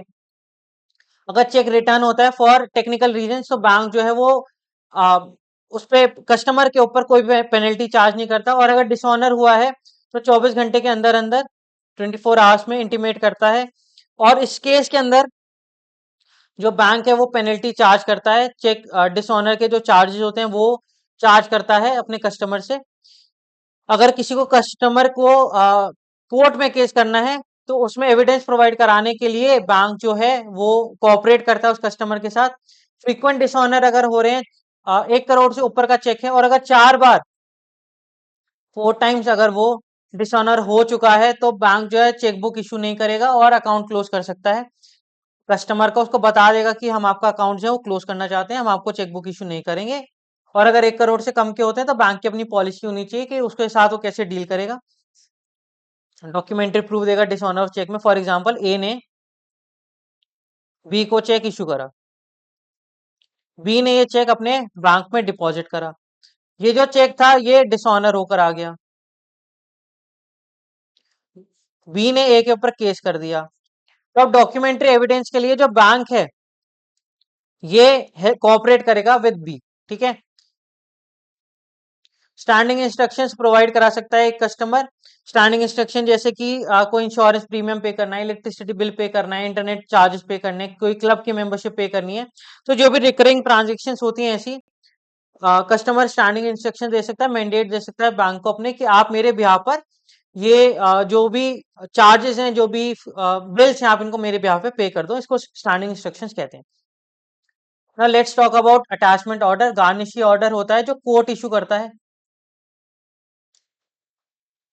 इन फेवर ऑफ जजमेंट क्रेडिटर, और उसमें जो जजमेंट डेटर होता है, डेटर जिसने उधार ले रखा है क्रेडिटर से, तो उसका जो अकाउंट है उसको अटैच कर देता है for the payment to judgment debtor. तो बैंक को इंस्ट्रक्ट करता है, दो फॉर्म्स में कोर्ट इशू करता है। एक प्रिलिमिनरी ऑर्डर होता है, एक फाइनल ऑर्डर होता है। जो प्रिलिमिनरी ऑर्डर होता है उसको गार्निशी निशी कहते हैं, और जो फाइनल ऑर्डर होता है उसको गार्निशी एब्सोल्यूट कहते हैं। तो ऑब्टेन कौन करता है? जजमेंट क्रेडिटर ऑब्टेन करता है, फंड्स अटैच हो जाते हैं जजमेंट डेटर के इसके अंदर। तो बैंक अकाउंट में जो जजमेंट डेटर है, फॉर एग्जांपल ए ने बी से उधार लिया, ठीक है, ये कौन हुआ? डेटर, और ये कौन हुआ? क्रेडिटर। ए ने बी का पैसा वापस नहीं करा, बी चला गया कोर्ट। कोर्ट ने गार्निशी ऑर्डर पास करा अगेंस्ट ए, और बैंक को बोला कि जो ए के अकाउंट में जितना भी पैसा है उसको आप अटैच कर लो। अगर ऑर्डर में नहीं लिखा है तो सारा पैसा अटैच हो जाता है, और ऑर्डर में अगर लिखा है, फॉर एग्जांपल 1 लाख रुपए लेना था, कोर्ट ने ऑर्डर पास कर दिया कि 1,50,000 रुपए बी को प्रोवाइड कराया जाए with interest, with the charges, with compensation, सब कुछ मिला मिला के 1.5 लाख रुपए बी को देगा ए। तो बैंक क्या करेगा? जो ए का अकाउंट है उसका उस टेम्परेरी टाइम के लिए फ्रीज कर देगा, यानी अब जो ए है वो अपने अकाउंट से कोई भी पैसे को विड्रॉ नहीं कर सकता, वो कोई किसी भी टाइप की पेमेंट नहीं कर सकता। अगर 2.5 लाख रुपए है उसके अकाउंट के अंदर, तो 1.5 लाख रुपए क्या करेगा? बैंक सस्पेंस अकाउंट के अंदर ट्रांसफर कर देगा। सस्पेंस अकाउंट खोलेगा एक दूसरा, और उसके अंदर ट्रांसफर कर देगा, ये अकाउंट के इंस्ट्रक्शंस को ब्लॉक कर देगा। और अगर मानो 1 ही लाख रुपए है, तो भी सस्पेंस अकाउंट के अंदर वो ट्रांसफर कर सकता है, या फिर उसको ब्लॉक कर सकता है उस पैसे को। तो जो भी क्रेडिट बैलेंस है उसको अटैच कर लेगा।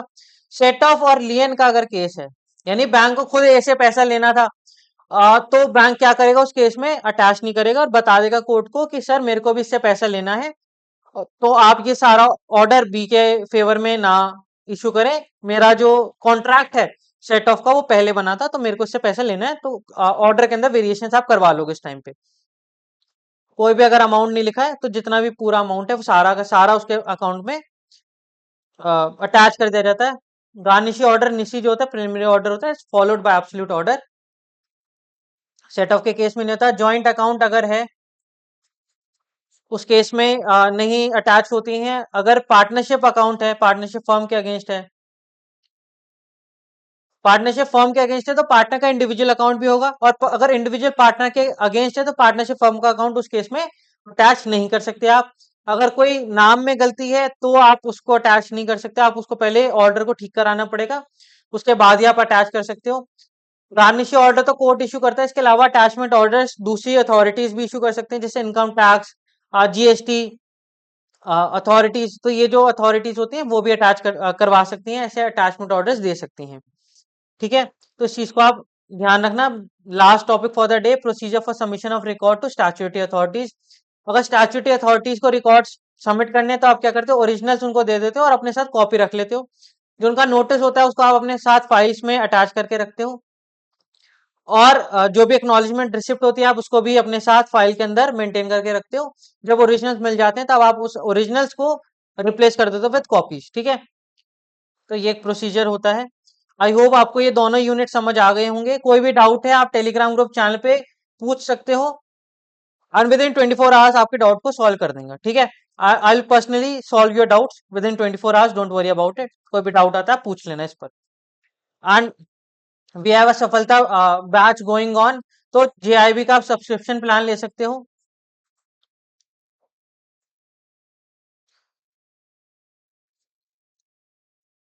सब्सक्रिप्शन प्लान ऑफर करता है यस ऑफिसर आपको, जिसके अंदर आपको recorded session, module test, practice book, full length mock test, topic test, e books, ये सब कुछ प्रोवाइड कराया जाता है। और 6 अक्टूबर तक अगर आप प्रोमो कोड यूज करते हो JAIB तो आपको 55% का डिस्काउंट मिलेगा।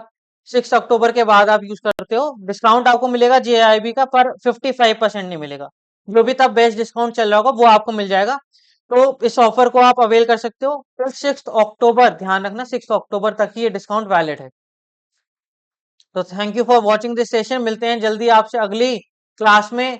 क्रैश कोर्स को कंटिन्यू करेंगे, यूनिट नंबर 6 और 7 को करेंगे अगली क्लास में। तो बने रहिए हमारे साथ, मिलते हैं अगली क्लास में। Thank you.